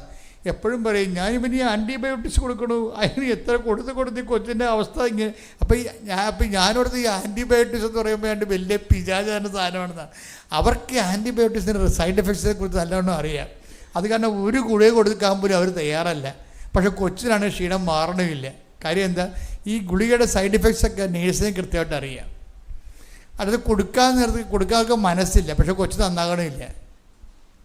ഒരു 10-20 വർഷം മുമ്പുള്ളതാണ്. ഇന്നാൾ ആ കൊച്ചു വന്നായിരുന്നു ഇവിടെ, മിട്ടിക്കനായിട്ട് ഒരു ജോലിയൊക്കെ കിട്ടി അവൻ വന്നായിരുന്നു ഇവിടെ. പണ്ട് അമ്മയുടെ അരയിരുന്ന് വന്ന കക്ഷിയാണ്. അപ്പോൾ എന്നാലും അതുപോലെ തന്നെയാണ് ഈ സൈഡ് ഇഫക്ട്സ്. ദൈവം ഒരു വിഷയത്തിൽ ഇടപെടുമ്പോൾ സൈഡ് എഫക്ട്സ് ഉണ്ടാകത്തില്ല. മറ്റുള്ളവരുടെ ഉടക്കുകയോ വൈരാഗ്യങ്ങളുണ്ടാകുകയോ. അപ്പം അതുകൊണ്ട് പലപ്പോഴും നമുക്ക് സംഭവിക്കുന്ന ഒരു വിഷയം, പകുതി ദൈവവും നമ്മൾ ഉപയോഗിക്കുന്നത് എങ്ങനെയാണ്, പകുതി ദൈവവും പകുതി ഭൗതിക മെഷീനറിയാണ് ഉപയോഗിക്കുന്നത്. അങ്ങനെ അല്ലാതെ ദൈവരാജ്യത്തിൽ തന്നെ ഈ വിഷയം കൈകാര്യം ചെയ്യാൻ പറ്റുമെന്ന് നോക്കണം.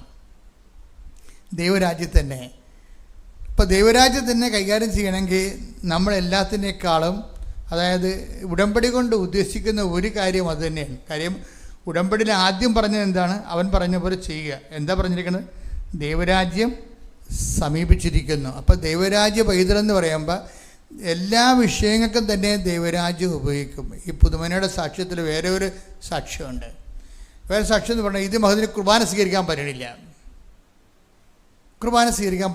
എന്ന് വെച്ച് കഴിഞ്ഞാൽ ഇദ്ദേഹത്തിന് ആരും സാമ്പത്തികമായി ചതിച്ചു.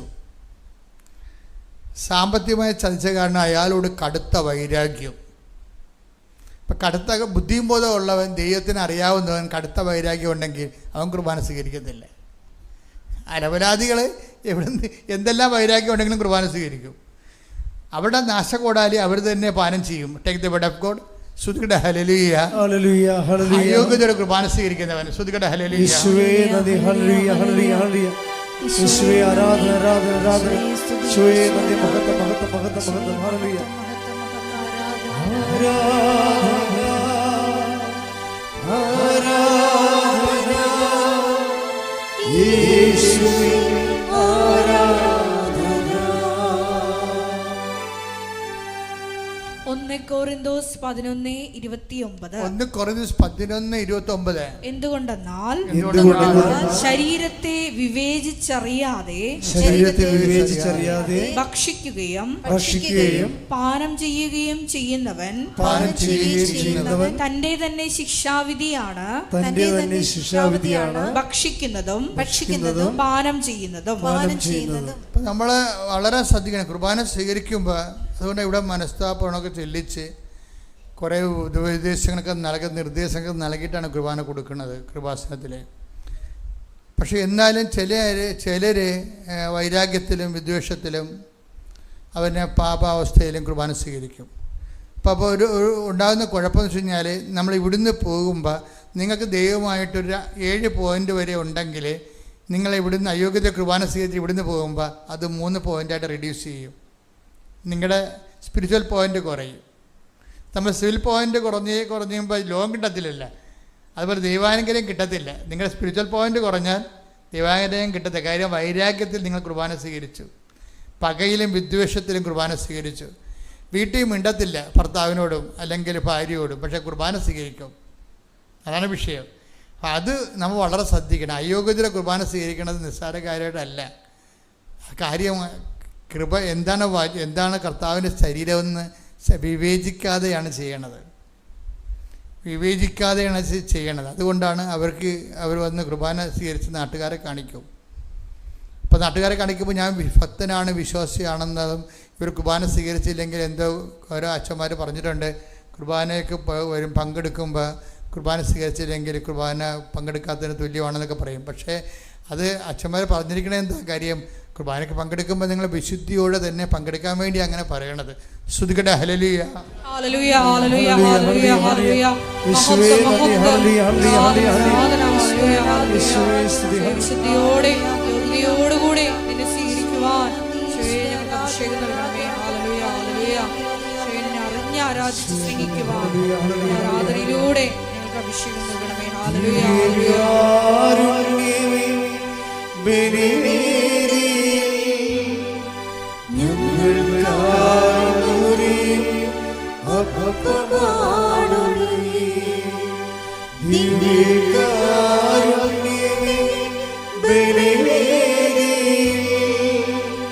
ഞങ്ങൾക്കായി മുറിയും അപ്പമാണു നീ.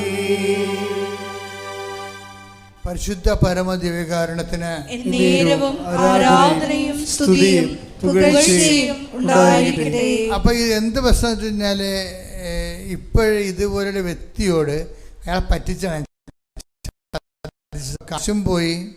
ഇങ്ങനെയുള്ളവരോട് നമുക്ക് ക്ഷമിക്കാൻ പറ്റത്തില്ല. കാര്യം ഓരോരുത്തരും അത് അനുഭവിച്ച് കഴിയുമ്പോൾ അറിയാൻ പറ്റത്തുള്ളൂ.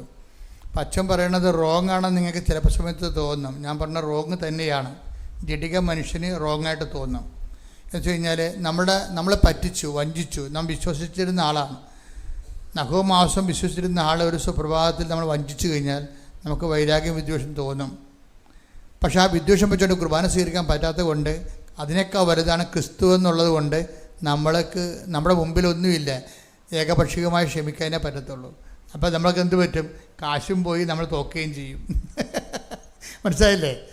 ഈ നമ്മൾ വഞ്ചിക്കുകയും ചെയ്യുന്ന ആളിനോട് നമ്മൾ ക്ഷമിച്ചാൽ എന്തു ചെയ്യും?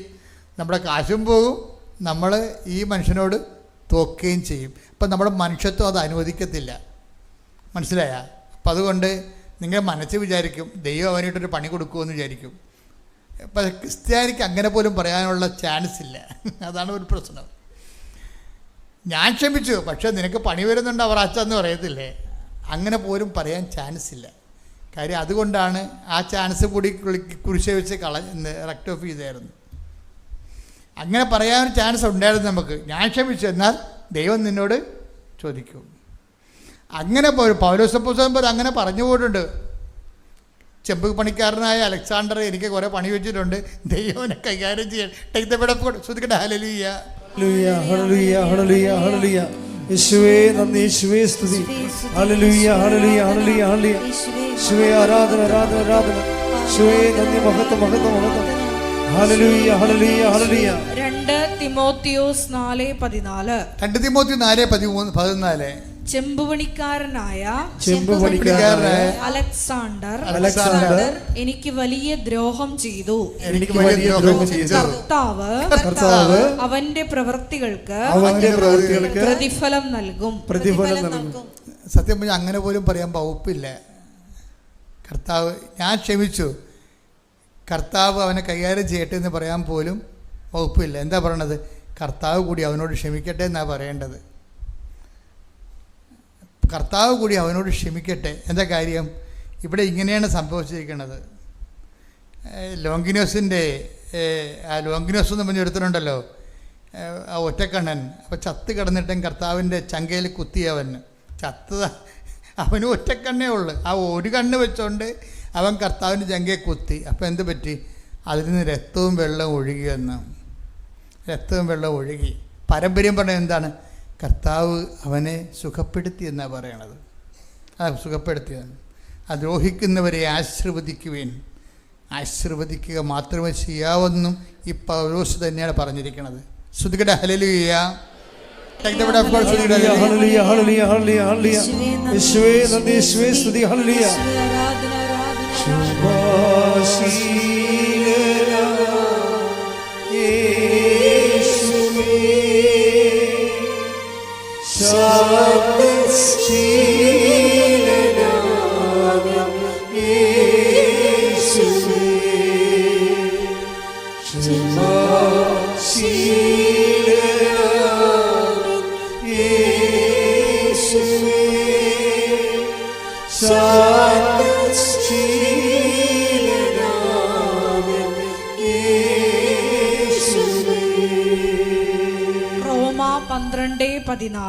റോമ 12:14. അതും പൗലോസ് അപ്പോസ്തലൻ എഴുതിയ ലേഖനമാണെന്ന് ഓർക്കണം. നിങ്ങളെ പീഡിപ്പിക്കുന്നവരെ അനുഗ്രഹിക്കുവിൻ. അനുഗ്രഹിക്കുകയല്ലാതെ ശപിക്കരുത്. അതാണ് സംഭവം. പീഡിപ്പിക്കുന്നവരെ അതും പൗലോസ് തന്നെ പറയണതാണ്. 2 കോണ്ടസ്റ്റാണെന്നേ ഉള്ളൂ. പീഡിപ്പിക്കുന്നവരെ അനുഗ്രഹിക്കുവിൻ. പക്ഷേ അദ്ദേഹത്തിൻ്റെ നേരെ ഒരു സംഭവം വന്നപ്പോൾ അവർ പറയും കർത്താവ് വരെ. ഈ മനുഷ്യത്വത്തിൻ്റെ ഒരു പ്രത്യേകത അതാണ്. നമ്മുടെ എല്ലിട്ട് കൊണ്ടു കഴിഞ്ഞാൽ നമ്മൾ അതിന് നമ്മുടെ സ്വകാര്യ തീരുമാനം എടുക്കും. അതാണ് വിഷയം.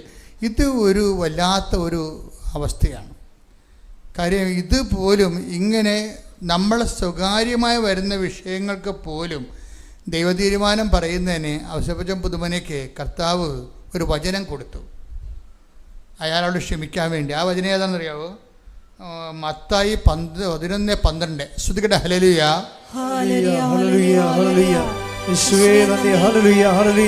മത്തായി 11:12.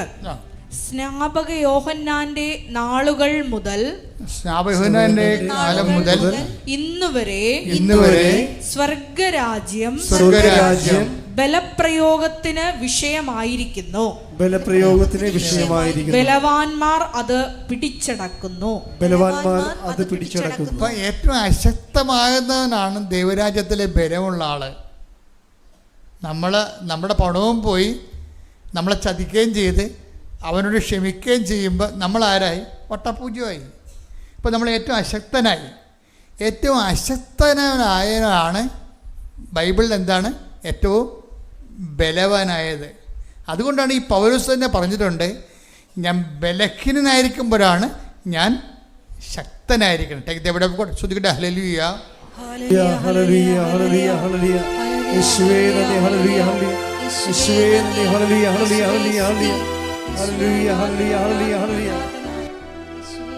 കൊരിന്തോസ് 12:10.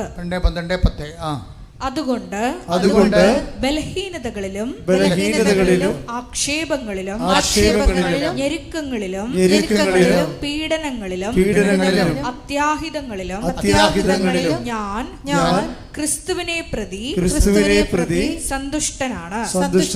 എന്തെന്നാൽ ബലഹീനനായിരിക്കുമ്പോഴാണ് ഞാൻ ശക്തനായിരിക്കുന്നത്. ഇതാണ് നമുക്ക് നമ്മുടെ സബ്ജക്റ്റ്. എന്താണ്? ദൈവരാജ്യമാണ് സബ്ജക്റ്റ് അല്ലേ? ദൈവരാജ്യം വരുന്ന വരവ് കണ്ടില്ലേ? ഈ പുതുമനയുടെ ലൈഫിലേക്ക് ദൈവരാജ്യം വരുന്ന വരവ് കണ്ടില്ലേ? എന്താണ്? ഒരു മനുഷ്യൻ സാമ്പത്തികമായി തട്ടിച്ചു, അവനെപ്പോഴും ഗോഗ്വ വിളിച്ച് നടക്കുകയാണ്. എന്നിട്ട് കർത്താവ് അവനോട് പറഞ്ഞു, ഇവനോട് നീ ക്ഷമിക്കണം, നിൻ്റെ കാശും പോവും, പിന്നെ നീ കൊച്ചാകുകയും ചെയ്യും, നീ ബലഹീനനാകും. എന്തിനാണ്? ബലഹീനതയിലാണ് ദൈവത്തിൻ്റെ ശക്തി പ്രവർത്തിക്കുന്നത്. അപ്പം ഇങ്ങനെ നമ്മൾ സ്വയം നമുക്ക് എല്ലാ തരത്തിലും ഒരു നഷ്ടം വന്നിട്ട് എന്താണ് ഇത് എന്തിനെ പ്രതിയാണ്? അതാണ് പ്രശ്നം. നമ്മളിങ്ങനെയൊക്കെ നഷ്ടപ്പെടുത്തുന്നത് എന്തിനെ പ്രതിയാണ്? 2 കൊരിന്തോസ് 12:10 എടുത്ത് ശ്രുതികട്ടെ ഹല്ലേലൂയ.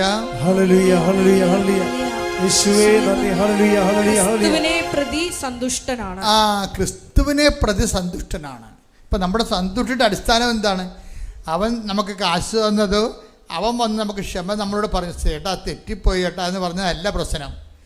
അതൊന്നുമല്ല. നമ്മുടെ സന്തുഷ്ടിയുടെ അടിസ്ഥാനം എന്തായിരിക്കണം? ഞാൻ ഇത് ഒന്ന് വചനം വായിച്ച് 2 കൊരിന്തോസ് 12:10. അതുകൊണ്ട് ബലഹീനതകളിലും ആക്ഷേപങ്ങളിലും ഞെരുക്കങ്ങളിലും പീഡനങ്ങളിലും അത്യാഹിതങ്ങളിലും ഞാൻ ക്രിസ്തുവിനെ പ്രതി സന്തുഷ്ടനാണ്. ഞെരുക്കവും പീഡയും അത്യാഹിതവും ഒക്കെ ഉണ്ടാകുമ്പോഴും സന്തുഷ്ടി പോകത്തിൻ്റെ കാരണം എന്താണ്?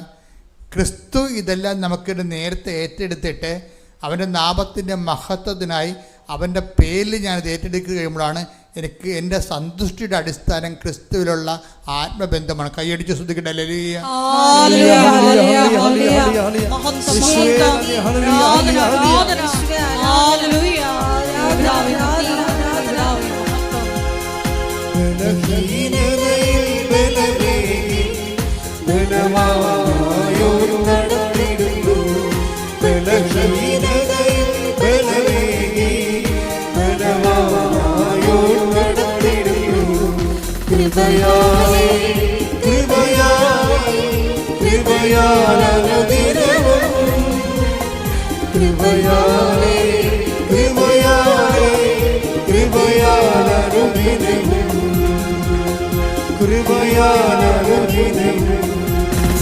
പരിശുദ്ധ പരമ ദിവ്യകാരുണ്യത്തിന് ആരാധനയും സ്തുതിയും പുകഴ്ചയും ഉണ്ടായിരിക്കട്ടെ. ഇപ്പോൾ ഈ മനുഷ്യൻ കറക്റ്റ് പതുക്കെ വന്ന് ദൈവരാജ്യത്തിൽ ലാൻഡ് ചെയ്യുകയാണ്. ഇപ്പം ദൈവരാജ്യം എന്താണെന്ന് മനസ്സിലായില്ലേ? ഒരു മനുഷ്യൻ്റെ സ്വാഭാവികമായ ജീവിത സംഘർഷങ്ങളിലൂടെ സുവിശേഷവിഹിതമായ സാക്ഷ്യജീവിതം നയിച്ചു കഴിയുമ്പോൾ നമ്മൾ ദൈവരാജ്യത്തിലാകുകയും, അപ്പോൾ ദൈവരാജ്യത്തിലുള്ള ആൾക്കാരുടെ സന്തുഷ്ടി എന്താണ്? വസ്തുവിലല്ല, വിഷയങ്ങളിലല്ല, കിട്ടിയ നേട്ടങ്ങളിലല്ല, വന്ന കോട്ടങ്ങളിലുമല്ല. പിന്നെന്താണ് സംഭവം? ക്രിസ്തു എന്ന വ്യക്തിയിലാണ്. കാരണം ക്രിസ്തു തന്നെയാണ് ദൈവരാജ്യം എന്ന് പറയണത്. ഈ ക്രിസ്തുവിൻ്റെ വ്യക്തിയുടെ അവൻ പറയണത് പോലെ നമ്മൾ ജീവിക്കുകയല്ലേ ഉടമ്പടിയുടെ ഉദ്ദേശം. അവൻ പറയണ പോലെ, ക്രിസ്തു പറയണ പോലെ നമ്മൾ ജീവിച്ച് വരുമ്പോൾ ഒത്തിരിയേറെ പ്രാവശ്യം ക്രിസ്തു മഹത്വപ്പെട്ടുകൊണ്ടിരിക്കും. ഇപ്പം നമ്മുടെ ലക്ഷ്യം എന്താണ്? ക്രിസ്തുവിനെ മഹത്വപ്പെടുത്തുക ലക്ഷ്യം. ഈ ക്രിസ്തുവിനെ മഹത്വപ്പെടുത്തൽ വഴിയാണ് നമ്മൾ കൃപയ്ക്ക് മേൽ കൃപ ഉടമ്പടി ലക്ഷ്യം വെക്കുന്നതാണ്. അവൻ്റെ നാമത്തിൽ വിശ്വസിക്കുന്നവർക്കെല്ലാം. യോഹന്നാൻ 1:16 എടുത്ത് ശ്രുതികട ഹല്ലേലൂയ. യോഹന്നാൻ 1:16 അവന്റെ പൂർണ്ണതയിൽ നിന്ന് നാം എല്ലാം കൃപയ്ക്ക് മേൽ കൃപ സ്വീകരിച്ചിരിക്കുന്നു. ഇതാണ് ഉടമ്പടി ഉന്നം വെക്കുന്നത്. എന്താണ് ഈ ഗ്രേസ് അപ്പോൺ ഗ്രേസ്? ഗ്രേസ് നമുക്ക് സാധ്യമാണ്. നമ്മുടെ സക്രമൻ്റൽ ലൈഫിൽ ഗ്രേസ് ഉണ്ട്. കാണപ്പെടാത്ത ദൈവത്തിൻ്റെ വരപ്രസാദം നമുക്ക് ലഭിക്കാൻ ഈശോമിശ സ്ഥാപിച്ച് കാണപ്പെടുന്ന അടയാളങ്ങൾ കൂദാശകളാണ്. നമുക്ക് കുറേ കൂദാശകളുണ്ട്. ജ്ഞാനസ്ഥാനമുണ്ട്, സ്ഥൈര്യലേപനമുണ്ട്, വിശുദ്ധ കുർബാനയുണ്ട്, പിന്നെന്താണ് തിരുപ്പട്ടമുണ്ട്, വിശുദ്ധ വിവാഹമുണ്ട്, രോഗീലേപനമുണ്ട്. ഇതെല്ലാം കൂദാശകളാണ്. അതാത് കാലത്തിൻ്റെ അവസ്ഥകൾക്കും പ്രായത്തിൻ്റെ അവസ്ഥകൾക്കും ദൗത്യത്തിൻ്റെ അഡ്രസ്ഥകൾക്കും ജീവിതത്തിൻ്റെ അവസ്ഥകൾക്കും അനപേക്ഷിതമായി ദൈവത്തിൻ്റെ ശക്തി ആർജിക്കുന്നതിന് വേണ്ടി കത്തോലിക്ക സഭയിലുള്ള പാരമ്പര്യമായ അപ്പോസ്തലികമായ സുവിശേഷ പരിചരണമാണ് കൂദാശകളിലൂടെ സാക്രമെൻ്റൽ ഫോർമേഷൻ. അപ്പം അങ്ങനെ വരുമ്പോൾ പക്ഷേ ഈ സാക്രമെൻ്റൽ ഫോർമേഷൻ ജീവിക്കുമ്പോഴും ഒരു വ്യക്തിക്ക് അതാത് ദിവസങ്ങൾ അന്നന്ന് വേണ്ട ആഹാരം പോലെ പുതിയ ഒരു വ്യക്തി ജീവിച്ചു വരുമ്പോൾ പുതിയ വിഷയങ്ങൾ രൂപപ്പെട്ട് വരും. നമ്മൾ ഈ ലോകത്ത് ജീവിക്കുമ്പോൾ ഞെരുക്കങ്ങൾ ഉണ്ടാകുമെന്ന് ഈശോ പറഞ്ഞില്ലേ? ഞെരുക്കങ്ങൾ എപ്പോഴും ശ്രദ്ധിക്കണം. കാര്യം ഒരു നല്ല ഒരു കാലാവസ്ഥയിൽ കൃപ രൂപപ്പെട്ട് വരാൻ പാടാണ്. ഞെരുക്കങ്ങളിലൂടെയാണ് അവൻ കടന്നു പോയത്, നമ്മളും കടന്നു പോണതും ഞെരുക്കങ്ങളിലൂടെയാണ്. ഇതിന് ജീവിത ആത്മീയ പെസഹ എന്ന് പറയും. ലോകത്തിൽ നിങ്ങൾക്ക് ഞെരുക്കങ്ങൾ ഉണ്ടാകും. ശ്രുതികട ഹല്ലേലൂയ. യോഹന്നാൻ 16:33 നിങ്ങൾ എന്നിൽ സമാധാനം കണ്ടെത്തേണ്ടതിനാണ്. കണ്ടില്ലേ? മുമ്പ് പറഞ്ഞത് എന്താ? നിങ്ങൾ എന്നിൽ സന്തുഷ്ടി കണ്ടെത്തണം. ഇപ്പം എന്താ പറയണത്? നിങ്ങൾ എന്നിൽ സമാധാനം കണ്ടെത്തണം. എല്ലാത്തിനും ഒരു ആളാ ഉള്ളത്. കണ്ടെത്തേണ്ടതിനാണ് ഞാനിത് നിങ്ങളോട് പറഞ്ഞത്. ലോകത്തിൽ നിങ്ങൾക്ക് ഞെരുക്കമുണ്ടാകും. എങ്കിലും ധൈര്യമായിരിക്കുവിൻ. ഞാൻ ലോകത്തെ കീഴടക്കിയിരിക്കുന്നു. അപ്പൊ ഈ ഞെരുക്കങ്ങൾ ഉണ്ടാകണ എന്തിനാണ്? നമുക്ക് കീഴടക്കാൻ വേണ്ടിയാണ്. മനസ്സിലായില്ല? അത് ഓർത്തേക്കണം. ഞെരുക്കങ്ങൾ ഉണ്ടാകാൻ അനുഭവിക്കാൻ വേണ്ടിയല്ല. ഒരു ഞെരുക്കങ്ങൾ ഉണ്ടാകുന്നത് കീഴടക്കിയാണ് കൃപയ്ക്ക് മേൽ കൃപ നമ്മൾ ആർജിച്ച് ബലവാന്മാരാകണത്. ദൈവരാജ്യത്തിൽ പ്രവേശിക്കുന്നവരെല്ലാം ബലം പ്രയോഗിക്കുന്നവനെന്ന് പറഞ്ഞില്ലേ? അതാണ് ഈ സംഭവം. ഞെരുക്കങ്ങളെ സുവിശേഷ വിഹിതമായി കീഴടക്കിക്കൊണ്ട് വിശ്വാസം, ദൈവസ്നേഹം, ക്ഷമ, ദയ, നന്മ, വിശ്വസ്തത, ആത്മശ്രദ്ധ. ഹല്ലേലൂയ.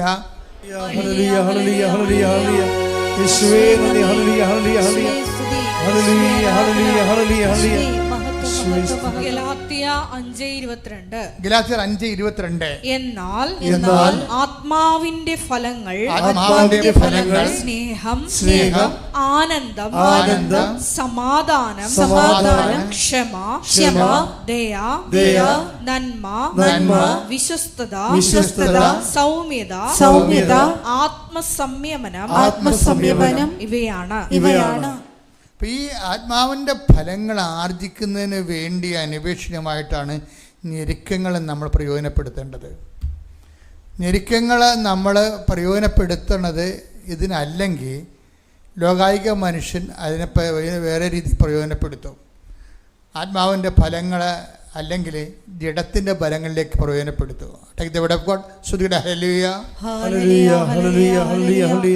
യേശുവേ നന്ദി, യേശുവേ സ്തുതി. ഹല്ലേലൂയ. ഗലാത്യ 5:19. ഗലാത്യ 5:19. ജഡത്തിന്റെ വ്യാപാരങ്ങൾ ജഡത്തിന്റെ വ്യാപാരങ്ങൾ എല്ലാവർക്കും അറിയാം.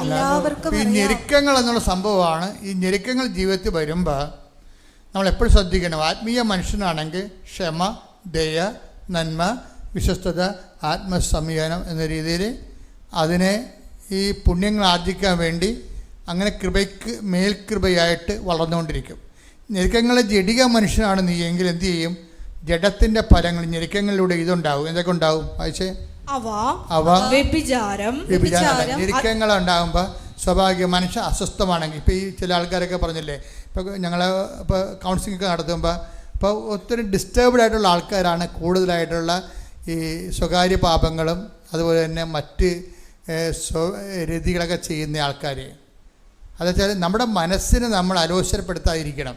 ഞെരുക്കങ്ങൾ വരുമ്പോൾ സൂക്ഷിച്ചില്ലെങ്കിൽ പാപങ്ങളിലേക്ക് വീഴാൻ പോകണമെന്നൊക്കെ എന്തൊക്കെയാണ് അത്? വ്യഭിചാരം, അശുദ്ധി, ദുർവൃത്തി, വിഗ്രഹാരാധന. അശുദ്ധി എന്ന് പറയണം, ദുർവൃത്തി എന്ന് പറയണം ഒക്കെ സ്വകാര്യമായിട്ടുണ്ടാകുന്ന രീതികളാണ്, സ്വകാര്യ രീതികളാണ്. അപ്പം ദുർവൃത്തി ഉണ്ടാവും. പിന്നെ വിഗ്രഹാരാധന, ആഭിചാരം. മറ്റുള്ളവരെ ഉപദ്രവിക്കാൻ വേണ്ടി, വൈരാഗ്യം ഉണ്ടാകണമെങ്കിൽ മറ്റുള്ളവരെ ഉപദ്രവിക്കാൻ വേണ്ടി ഓരോ കൂടുതലൊക്കെ ചെയ്യത്തില്ല, അതിനാണ് ആഭിചാരം. ശത്രുത, കലഹം, അസൂയ, കോപം, മാത്സര്യം, വ്യക്തി മാത്സര്യം. അത് തന്നെ. ഭിന്നത, വിഭാഗീയ ചിന്ത, വിദ്വേഷം, മദ്യപാനം, മധുരോത്സവം, ഇവയും ഈദൃശമായ മറ്റു പ്രവൃത്തികളുമാണ്. ഇത്രയും സംഭവങ്ങൾ ഉണ്ടാവും. ഇപ്പൊ മയക്കുമരുന്നൊക്കെ അടിപ്പെട്ടു പോകുന്ന ആൾക്കാരില്ലേ. ഇപ്പം ചെറിയ ഞെരുക്കങ്ങൾ ഉണ്ടാകുമ്പോൾ ഞെരുക്കങ്ങളെ വെച്ച് ചില ആൾക്കാർ മയക്കുമരുന്ന് കച്ചവടം തുടങ്ങും. അവർ തന്നെ ചിലപ്പോൾ കഞ്ചാവ് വരച്ച് ഭാര്യ വഴക്കിട്ട് പോയെന്ന് പറഞ്ഞുകൊണ്ട് വീട്ടിലിരുന്ന് വെള്ളമടിച്ചുകൊണ്ടിരിക്കും. അപ്പം ഞെരുക്കങ്ങൾ ഉണ്ടാകുമ്പോൾ ഈ ഞെരുക്കങ്ങളെ കൈകാര്യം ചെയ്യുന്ന വിധമുണ്ട്. ലോകരാജ്യത്തിലുള്ളവരും നരകരാജ്യത്തിലുള്ളവരും ഇപ്പം നമുക്ക് എന്താണ് അത് തിരിച്ചറിയണം. ഈ ആൾക്കാരെ തിരിച്ചറിയണം ഇങ്ങനെയാണ്. 6:33 മത്തായി. ശ്രുതികടെ ഹല്ലേലൂയ. 6:43. ഹല്ലേലൂയ, ഹല്ലേലൂയ, ഹല്ലേലൂയ, ഹല്ലേലൂയ. യേശുവേ നന്ദി, യേശുവേ സ്തുതി. ഹല്ലേലൂയ, ഹല്ലേലൂയ, ഹല്ലേലൂയ, ഹല്ലേലൂയ, ഹല്ലേലൂയ. യേശുവേ നന്ദി. ഹല്ലേലൂയ. പരിശുദ്ധ പരമദിവ്യകാരുണ്യത്തിന് ആരാധനയും സ്തുതിയും പുകഴ്ചയും ഉണ്ടായിരിക്കട്ടെ. മത്തായി 12:33. മത്തായി 12:33. ഒന്നുകിൽ വൃക്ഷം നല്ലത്, ഫലവും നല്ലത്, അല്ലെങ്കിൽ വൃക്ഷം ചീത്ത, ഫലവും ചീത്ത. എന്തെന്നാൽ ഫലത്തിൽ നിന്നാണ് വൃക്ഷത്തെ മനസ്സിലാക്കുന്നത്. മനസ്സിലാക്കുന്നത് വെച്ചാൽ തിരിച്ചറിയുന്നത്. ഫലത്തിൽ നിന്നാണ് വൃക്ഷത്തെ മനസ്സിലാക്കുന്നത്. ഇപ്പോഴും നമ്മൾ ശ്രദ്ധിക്കേണ്ടത് ദൈവത്തിൻ്റെ ദൃശ്യനിധിയിലെ ഇപ്പം ഈശോ തന്നെ പറഞ്ഞിട്ടില്ലേ, നല്ല മുന്തിരിയിൽ നിന്ന് ഞെരിഞ്ഞിലോ അട്ടെ. ഇതെവിടെ പോകണം? ശ്രുതികടെ ഹല്ലേലൂയ, ഹല്ലേലൂയ, ഹല്ലേലൂയ, ഹല്ലേലൂയ, ഹല്ലേലൂയ. യേശുവേ ആരാധന, ആരാധന, ആരാധന, ആരാധന, ആരാധന, യേശുവേ ആരാധന. ലൂക്ക 6:43-44. നല്ല വൃക്ഷം ചീത്ത ഫലങ്ങൾ പുറപ്പെടുവിക്കുന്നില്ല, ചീത്ത വൃക്ഷം നല്ല ഫലങ്ങളും. ഓരോ വൃക്ഷവും ഫലം കൊണ്ട് തിരിച്ചറിയപ്പെടുന്നു. അതായത് ഒരു വൃക്ഷത്തിൽ കുറച്ച് നല്ല ഫലങ്ങളും കുറച്ച് ചീത്ത ഫലങ്ങളും, അങ്ങനെ ഒരു സംഭവമില്ല. പക്ഷെ നമ്മൾ കണ്ടുവരുന്നത് അങ്ങനെയാണ്. മനുഷ്യന്മാർ നല്ലൊരു അവർ ഇന്ന് നല്ലതാണെങ്കിൽ നാളെ മോശം. രാവിലെ നല്ല കാര്യങ്ങളൊക്കെ ചെയ്യും, ചിലരോട് നല്ല കാര്യം ചെയ്യും, ചിലരോട് മോശം കാര്യം ചെയ്യും. ഇങ്ങനെ പോണത്. ഈ സാധനത്തിനെ ദൈവം അക്സെപ്റ്റ് ചെയ്തില്ല. അതുകൊണ്ടാണ് പറയണത് ഇതൊരു ഡ്യൂപ്ലിസിറ്റിയാണ്, നിങ്ങൾക്ക് അങ്ങനെ ആയിരിക്കാൻ പറ്റത്തില്ലെന്നാണ്. നിങ്ങളുടെ വാക്കുകൾ ഒന്നെങ്കിൽ അതേ എന്ന് പറയണം, അല്ലെങ്കിൽ അല്ലെന്ന് പറയണം. നടുക്കുള്ള ഡ്യൂപ്ലിസിറ്റി ദൈവം അംഗീകരിക്കണില്ല. ഇപ്പോൾ ഒരു ഞെരുക്കം ഉണ്ടാകുമ്പോൾ ഒരു മനുഷ്യൻ വെള്ളം അടിക്കാനും അതുപോലെ തന്നെ അശുദ്ധ പ്രവർത്തനങ്ങൾ തുടങ്ങുമ്പോൾ ദൈവം അതിനെങ്ങനെ കാണുന്നത്? ചീത്ത വൃക്ഷമായിട്ടാണ് കാണുന്നത്. എന്താ കാര്യം? ഫലത്തിൽ നിന്ന് വൃക്ഷത്തെ തിരിച്ചറിയുന്നതാണ്. ഇപ്പം നമ്മളെ സംബന്ധിച്ചുള്ള ഓപ്ഷൻ എന്താണ്? നല്ല ഫലം കായ്ക്കുന്ന നല്ല വൃക്ഷങ്ങളായിരിക്കാനേ പറ്റത്തുള്ളൂ. ഉടമ്പടി നല്ല ഫലം കായ്ക്കുന്ന നല്ല വൃക്ഷത്തിലേക്കുള്ള യാത്രയാണ്. വൃക്ഷമായി പരിണമിക്കാൻ വേണ്ടിയുള്ള പരിശ്രമങ്ങളാണ്. അത് ഓർത്തേക്കണം. ഉടമ്പടി ഏറ്റവും സമാധാനം വസ്തുവിക്കാനും അതല്ലേ ഉദ്ദേശിക്കുന്നത്. നല്ല ദൈവരാജ്യത്തിന് അനപേക്ഷിതമായിട്ട് ഞെരുക്കങ്ങളുടെ കാലത്ത് പ്രത്യേകിച്ച് നല്ല ഫലങ്ങൾ, നല്ല വൃക്ഷങ്ങൾ, നല്ല ഫലത്തെ കായ്ക്കാൻ വേണ്ടിയുള്ള പരിശ്രമമാണ്. അതിന് ബലപ്രയോഗം വേണ്ടി വരുമെന്നാണ് പറഞ്ഞത്. ദൈവരാജ്യത്തിൽ പ്രവേശിക്കുന്ന ദൈവരാജ്യത്തിൻ്റെ ഫലങ്ങൾ ഉണ്ടാക്കുന്നവർക്ക് ബലപ്രയോഗം വേണ്ടി വരും. ബലം പ്രയോഗിക്കുന്നവന് മാത്രമേ നല്ല ഫലങ്ങളെ പ്രയോഗിക്കാൻ കഴിയത്തുള്ളൂ. അതുകൊണ്ടാണ് ഈ വിഷയം വന്നിരിക്കുന്നത്. എന്താ കാര്യം? കാശ് നഷ്ടമാണ് അദ്ദേഹത്തിന്, അതേസമയം തന്നെ തോറ്റു കൊടുക്കേണ്ടി വന്നു. 2 നഷ്ടം വന്നിരിക്കുന്നത്. പക്ഷേ ദൈവദൃശ്യന് അദ്ദേഹം എന്താ സംഭവിക്കുന്നത്? അവൻ ദൈവരാജ്യ പൈതലായിട്ട് വീണ്ടും ജനിക്കുകയാണ്. ദൈവരാജ്യ പൈതലായിട്ട് വീണ്ടും, അത് ഈശോ പറഞ്ഞിട്ടുണ്ട്, വീണ്ടും ജനിച്ചില്ലെങ്കിൽ ശ്രദ്ധിക്കട്ടെ. ഹല്ലേലൂയ, ഹല്ലേലൂയ, ഹല്ലേലൂയ, ഹല്ലേലൂയ. യേശുവേ നന്ദി. ഹല്ലേലൂയ, ഹല്ലേലൂയ, ഹല്ലേലൂയ, ഹല്ലേലൂയ, ഹല്ലേലൂയ, ഹല്ലേലൂയ. യോഹന്നാൻ 3:3 യേശു പറഞ്ഞു, സത്യം സത്യമായി ഞാൻ നിന്നോട് പറയുന്നു, സത്യം സത്യമായി ഞാൻ നിന്നോട് പറയുന്നു, വീണ്ടും ജനിക്കുന്നില്ലെങ്കിൽ ഒരുവന് ദൈവരാജ്യം കാണാൻ കഴിയുകയില്ല. വീണ്ടും ജനനം എന്ന് പറഞ്ഞാൽ ഇതാണ്. അല്ലാതെ ഏതെങ്കിലും വെള്ളത്തിൽ പോയിക്കൊണ്ട് മുക്കി പിടിച്ച് പൊക്കിയെടുക്കണ്ടേ. ചില ആൾക്കാർ നല്ല കത്തോലിക്കലായിരിക്കുമേ, തെറ്റായ പ്രബോധനം പറഞ്ഞു കൊടുത്തിട്ട് ചില ആൾക്കാർ കൊണ്ടുവന്ന് ചില വെള്ളത്തിൽ പിടിച്ച് മുക്കി എടുത്തും പറയും നീ വീണ്ടും ജനിക്കണം എന്ന് പറയും. അതല്ല വീണ്ടും ജനിക്കുക, അത് പറ്റിക്കലാണ് ശരിക്കും പറഞ്ഞാൽ. വീണ്ടും ജനനം എന്ന് പറഞ്ഞാൽ എന്താണ്? ആത്മാവിൽ ജനനമാണത്. അത് പ്രവർത്തനത്തിൽ വ്യക്തമാകണം. നല്ല ഫലം, നല്ല വൃക്ഷം നല്ല ഫലം കായ്ക്കുമ്പോഴാണ്. അത് രാവിലെയും നല്ല ഫലമായിരിക്കണം, വൈകുന്നേരം നല്ല ഫലമായിരിക്കണം. പ്രാർത്ഥിക്കുക, കർത്താവ് ദൈവമേ, നല്ല ഫലങ്ങൾ കായ്ക്കുന്ന നല്ല വൃക്ഷങ്ങളായി, ജീവന്റെ വൃക്ഷങ്ങളായി ഞങ്ങളെ അങ്ങ് രൂപാന്തരപ്പെടുത്തണമേ. ഞെരുക്കങ്ങളുടെ കാലത്ത് സുവിശേഷത്തോടെ ചേർന്ന് ജീവിക്കുവാൻ ആത്മാവേ പരിശുദ്ധാത്മാവേ ഞങ്ങളെ അഭിഷേകം ചെയ്യുന്നതിനായി അമ്മേ പരിശുദ്ധ അമ്മേ ഉടമ്പടി ജീവിതം ധന്യമാക്കുവാൻ മാധ്യസ്ഥം വഹിക്കണമേ. ശ്രദ്ധിക്കട്ടെ. ഹല്ലേലൂയ, ഹല്ലേലൂയ,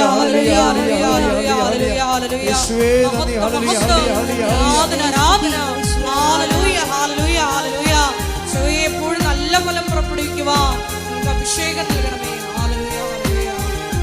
ഒരുമിച്ച് പാടുക. ദൈവമേ വരണേ, എന്റെ ഉള്ളിൽ വസിക്കാൻ വരണേ. ദൈവമേ വരണേ, എന്റെ ഉള്ളിൽ വസിക്കാൻ വരണേ. ദാഹിച്ചു നിന്നെ ഞാൻ തേടുന്നു, സ്വർഗ്ഗം തുറന്നിറങ്ങി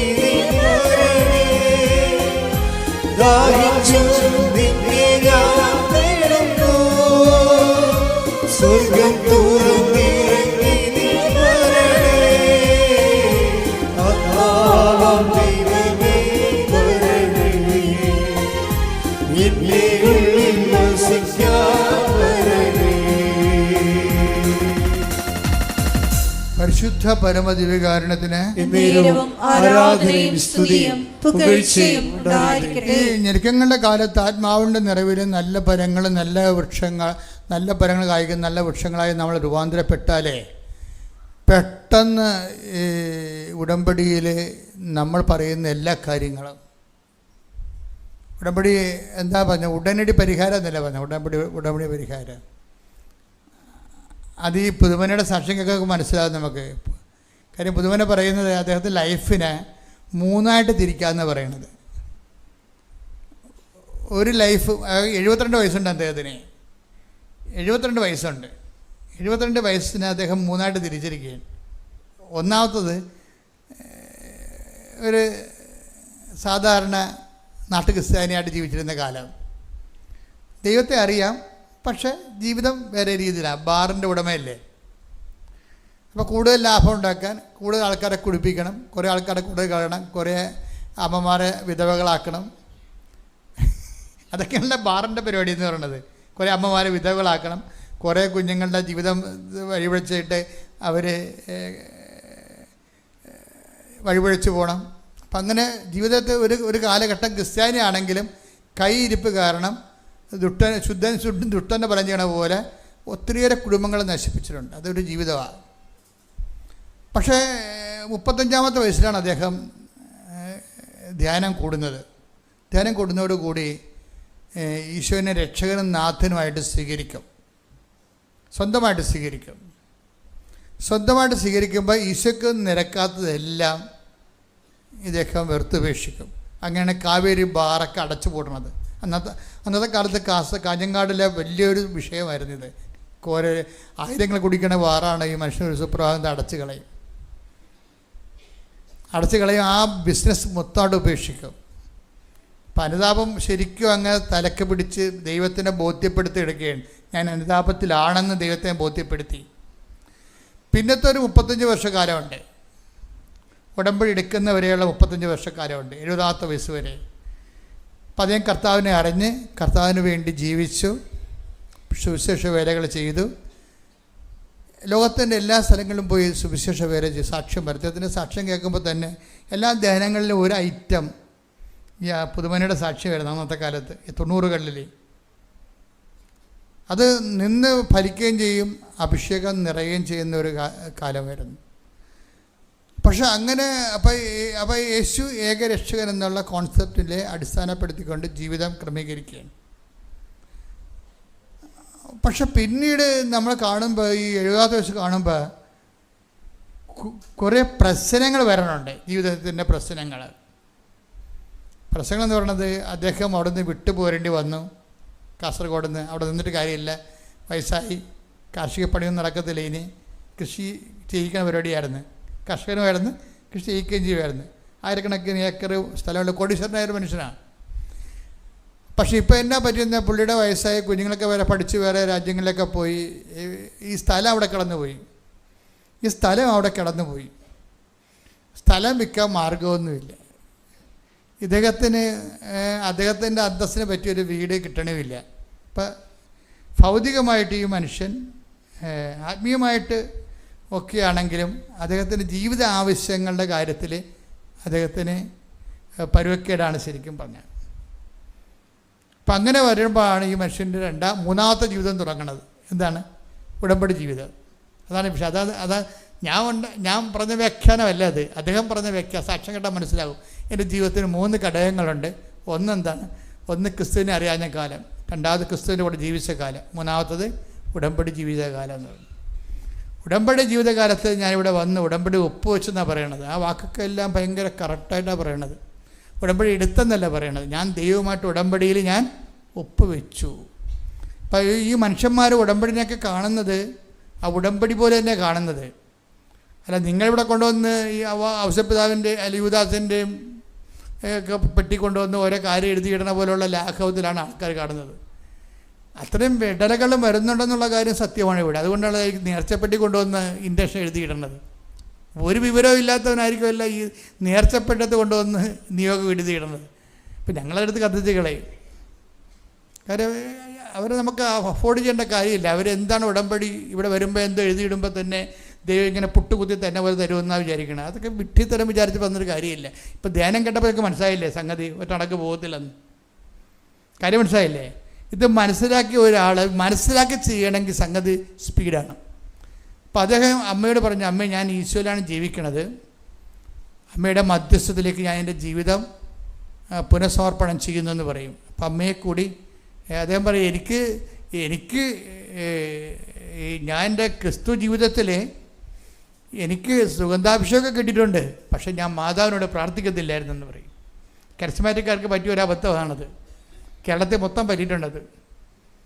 കാര്യം അവരിത് ഈ നവീകരണ ധ്യാനത്തിൽ വന്നു കഴിഞ്ഞാൽ പിന്നെ അവർ എല്ലാം ക്രിസ്തു കേന്ദ്രീകൃതമാക്കിയെടുക്കും.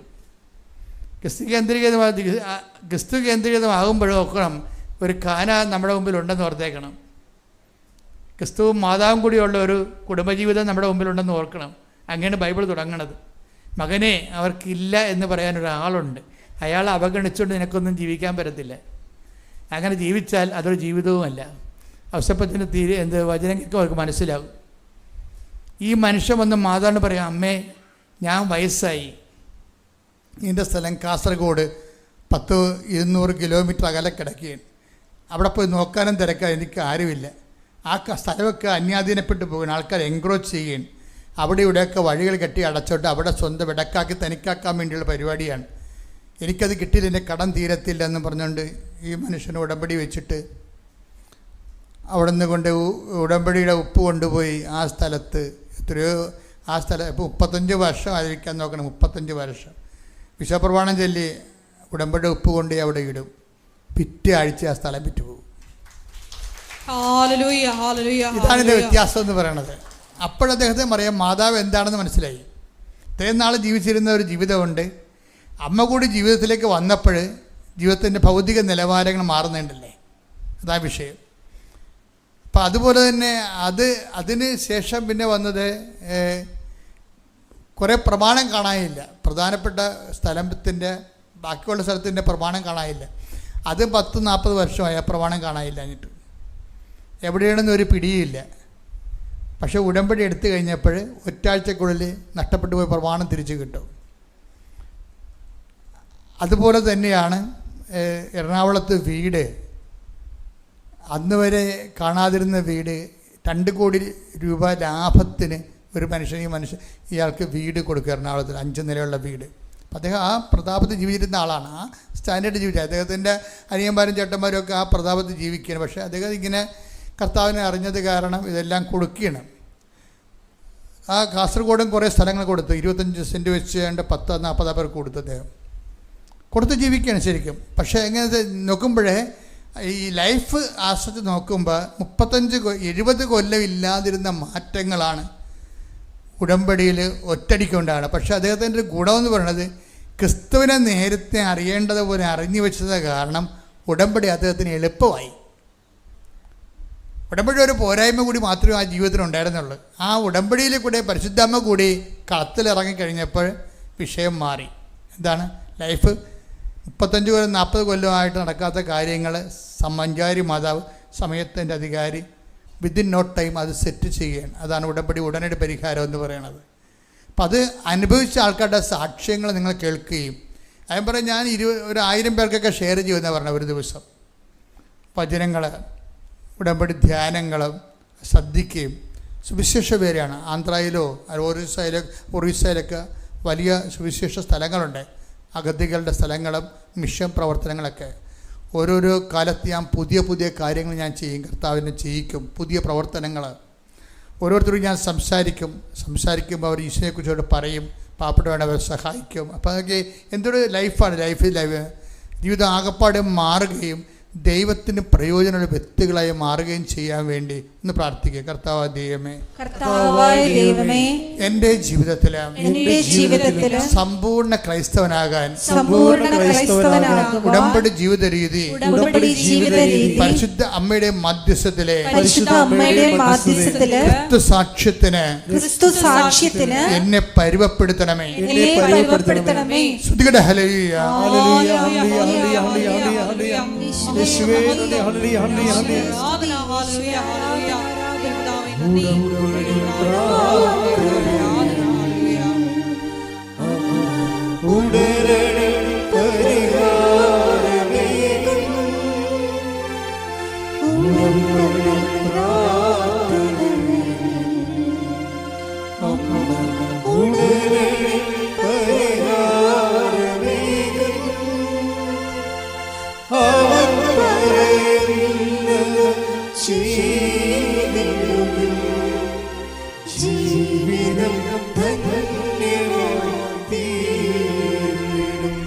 രോഗസൗഖ്യ പ്രാർത്ഥന എല്ലാവരും എഴുന്നേൽക്കുക. ശ്രുതികട ഹല്ലേലൂയ ഹല്ലേലൂയ ഹല്ലേലൂയ ഹല്ലേലൂയ ഹല്ലേലൂയ. യേശുവേ നന്ദി. ഹല്ലേലൂയ ഹല്ലേലൂയ ഹല്ലേലൂയ. ഹല്ലേലൂയ ഹല്ലേലൂയ യേശുവേ ഹല്ലേലൂയ ഹല്ലേലൂയ ഹല്ലേലൂയ. യേശുവേ നന്ദി. യേശുവേ ആരാധന. ഹല്ലേലൂയ ഹല്ലേലൂയ ഹല്ലേലൂയ. കർത്താവിന്റെ സന്നിധിയിലെ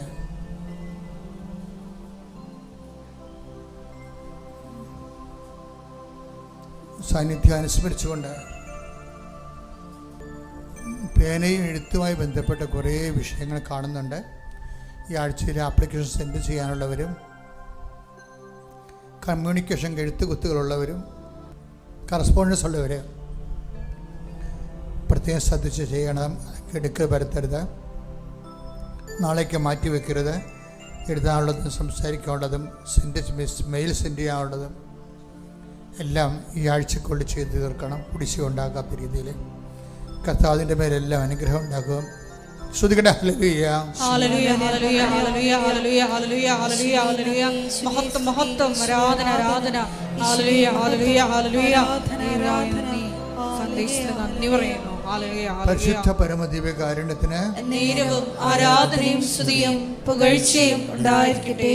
ഏറ്റു പ്രാർത്ഥി. കർത്താവായ ദൈവമേ, കർത്താവായ ദൈവമേ, അങ്ങയുടെ ഉന്നതമായ നാമത്തിന് അങ്ങയുടെ ഉന്നതമായ നാമത്തിന് സ്തോത്രം സ്തോത്രം ചെയ്യുന്നു. കർത്താവേ, കർത്താവേ, നിന്റെ വിശുദ്ധമായ വലതുകരം ഓരോ മകന്റെ മേലും ഓരോ മകന്റെ മേലും ഓരോ മകളുടെ മേലും ഓരോ മകളുടെ മേലും വയ്ക്കണമേ. ഇവിടെ തീർത്ഥാടനത്തില് പ്രാർത്ഥിക്കുന്നവര് ഓൺലൈനായി പ്രാർത്ഥിക്കുന്നവര് കർത്താവിന്റെ കൃപ തിരിച്ചറിയട്ടെ. ഈശോ അടിപ്പിണറ് പോലെ വൈദ്യാഘാതം പോലെ ദൈവികമായ ശക്തി എല്ലാ മക്കളിലേക്ക് അരിച്ചിറങ്ങട്ടെ. മാരക രോഗങ്ങള്, തീരാവേദികള്, ജീവിത ദുരിതങ്ങള് യേശുവിന്റെ നാമത്തില് മാറിപ്പോകട്ടെ. കരള് രോഗങ്ങള്, കിഡ്നി രോഗങ്ങള്, അർശസ് രോഗങ്ങള്, അൾസർ രോഗങ്ങള്, ഈശോടി രോഗങ്ങള്, ആന്തരിക അവയവങ്ങളുടെ രോഗങ്ങള്, വിഷപ്പ് രോഗങ്ങള്, ത്വക്ക് രോഗങ്ങള്, അസ്ഥി രോഗങ്ങള് യേശുവിന്റെ നാമത്തിൽ യേശുവിന്റെ നാമത്തിൽ മാറിപ്പോകട്ടെ. ഹല്ലേലൂയ, ഹല്ലേലൂയ, ഹല്ലേലൂയ, ഹല്ലേലൂയ. ആരാധനയിലൂടെ വീണ്ടും വീണ്ടും മഹത്വപ്പെടുത്തണമേ. ഹല്ലേലൂയ, ഹല്ലേലൂയ. സദയം തുടരേ സുഖമായി എൻ്റെ ഒരുമിച്ച് എല്ലാവരും അരികിൽ വരണം. സദയം തുടരേ സുഖമായി എൻ്റെ വലിയൊരു വചന പ്രഘോഷണം നമ്മൾ കഴിഞ്ഞിട്ട് കർത്തൃസന്നിധി നമ്മൾ യാചിക്കുകയാണ്. ഈ ആഴ്ചയിൽ ജപ്തി നടപടിയെ അഭിമുഖീകരിക്കുന്നവരുണ്ട്. സാമ്പത്തികമായ വലിയ കടങ്ങളാൽ വസ്തു ലേലത്തിൽ പോകാൻ പോകുന്നവരുണ്ട്. അവരെല്ലാം ഈ സമയത്ത് സമർപ്പിക്കുന്നു. 17 ദിവസത്തിനുള്ള ആ വിഷയത്തിന് മേലും ദൈവിക തീരുമാനം ഉണ്ടാകാൻ വേണ്ടി സ്തുതിക്കട്ടെ. ഹല്ലേലൂയ, ഹല്ലേലൂയ, ഹല്ലേലൂയ,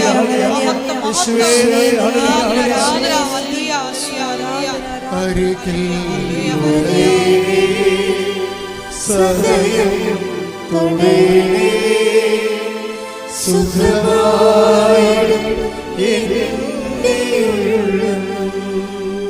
പരിശുദ്ധ പരമ ദിവ്യകാരുണ്യത്തിന് ആരാധനയും സ്തുതിയും പുകഴ്ചയും ഉണ്ടായിരിക്കട്ടെ. കർത്താവ് വിവാഹം ഒത്തുവരാത്തവര്, ആ സ്ത്രീകളും പുരുഷന്മാരുണ്ട്. ഈശോ വിവാഹം പിരിഞ്ഞു പോകാൻ പോകുന്നവര്, ആവശ്യമില്ലാതെ പെട്ടെന്ന് കലഹങ്ങളുണ്ടായി പൈശാചികമായി ഇടപെട്ടുകൊണ്ട് വാശിയും മത്സരത്തിൻ്റെ പേരിലും പിരിയാൻ പോകുന്നവർ, കുഞ്ഞുങ്ങളെ വഴിയാധാരമാക്കാൻ പോകുന്ന പൈശാചിക തീരുമാനങ്ങൾ എന്ന് അവർ പിന്തിരിയാൻ വേണ്ടി ശ്രദ്ധിക്കട്ടെ. ഹല്ലേലൂയ, ഹല്ലേലൂയ, ഹല്ലേലൂയ, ഹല്ലേലൂയ.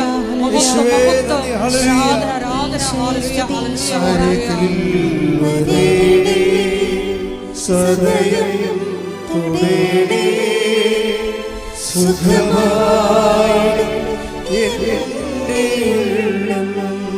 പരിശുദ്ധ പരമദിവ്യകാരുണ്യത്തിന് ആരാധനയും സ്തുതിയും പുകഴ്ചയും ഉണ്ടായിരിക്കട്ടെ. മക്കളെ ജോലിയില്ലാത്തവര്, വിസ ഇൻ്റർവ്യൂവിന് പോകാൻ പോകുന്നവര്, പരീക്ഷയുടെ റിസൾട്ട് പ്രതീക്ഷിക്കുന്നവര്, പുതിയ ടെസ്റ്റിന് ഒരുങ്ങുന്നവര്, അതുപോലെ തന്നെ വിസ പുതുക്കാൻ വേണ്ടി കഷ്ടപ്പെടുന്നവര്, പുതുക്കി കിട്ടാത്തവര്, അങ്ങനെ എല്ലാ മേഖലകളിലും വേദനിക്കുന്നവരെ കർത്താവ് പരിശുദ്ധയുടെ മധ്യസ്ഥ ഏൽപ്പിച്ചുകൊണ്ട് സ്തുതിക്കട്ടെ. ഹല്ലേലൂയ,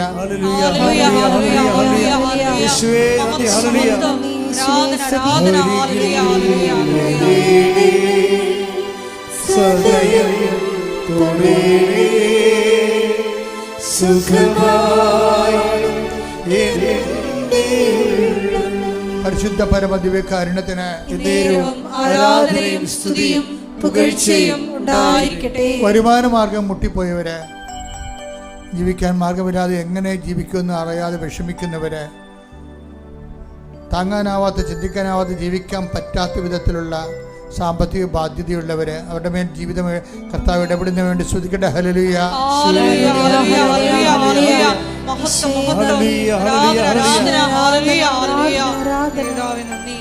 പല പല ഗർഭചിത്രത്തിന് വിധേയമായവര്, മക്കളില്ലാത്തവര്, അവർ കുഞ്ഞുങ്ങളെയും കൊണ്ടുവന്ന് സാക്ഷ്യം പറയാൻ വേണ്ടി അവർക്ക് 3 കുഞ്ഞുങ്ങൾ വരെ ജനിക്കുന്നതിന് വേണ്ടി പ്രാർത്ഥിക്കുന്നു. കർത്താവിന്റെ കൃപ അവരിലേക്ക് ചൊരിയട്ടെ.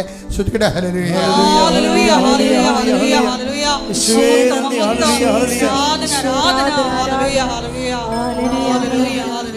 പരിശുദ്ധ പരമദിവ്യകാരുണ്യത്തിന് ആരാധനയും സ്തുതിയും പുകഴ്ചയും ഉണ്ടായിരിക്കട്ടെ. പെൻഡിങ്ങിൽ കിടന്ന വിഷയങ്ങൾ, വസ്തുവാകാം, സ്ഥലമാകാം, ജോലിയാകാം, ചിലപ്പോൾ അന്യാധീനപ്പെട്ടു പോയ സാമ്പത്തികമാകാം, കൈമാറി തിരിച്ചു കിട്ടാൻ പാടില്ലാത്ത അവസ്ഥയ്ക്ക് ആകുന്ന വിഷയമാകാം, നഷ്ടപ്പെട്ട വസ്തുക്കളാകാം. അങ്ങനെയുള്ള മേഖലകളിലെല്ലാം കർത്താവ് സമർപ്പിച്ചുകൊണ്ട് പ്രാർത്ഥിക്കട്ടെ. സ്തുതിക്കട്ടെ. ഹല്ലേലൂയ.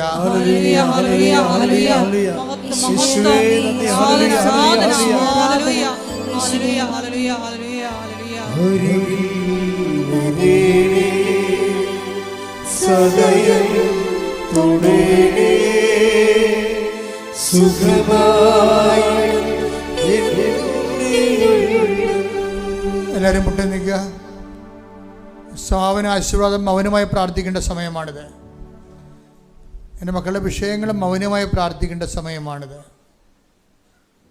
നിങ്ങൾ എന്തിനു വേണ്ടിയാണ് പ്രാർത്ഥിക്കുന്നത് ഇന്ന് വന്നത്? ആ വിഷയങ്ങൾ ആരാധന സമയത്ത് മൗനമായി പ്രാർത്ഥിക്കുക.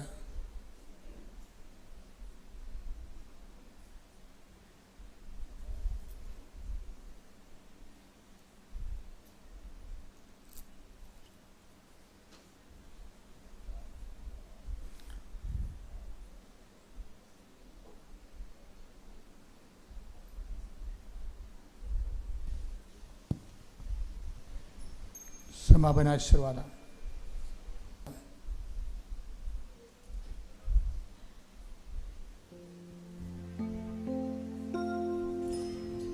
ശിരസ് നമിച്ച് ദിവ്യകാരുണ്യനാഥന്റെ ആശീർവാദം സ്വീകരിക്കാം.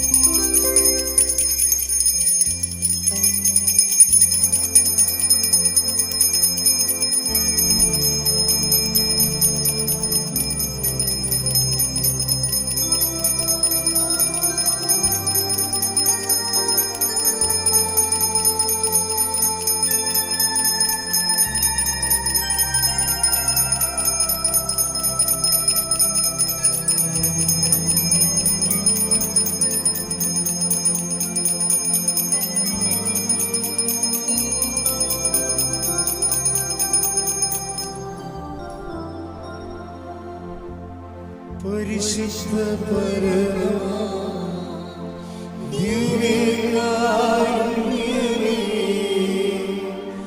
എന്നുമെന്നും അങ്ങേക്ക് ആരാധന. പരിശുദ്ധ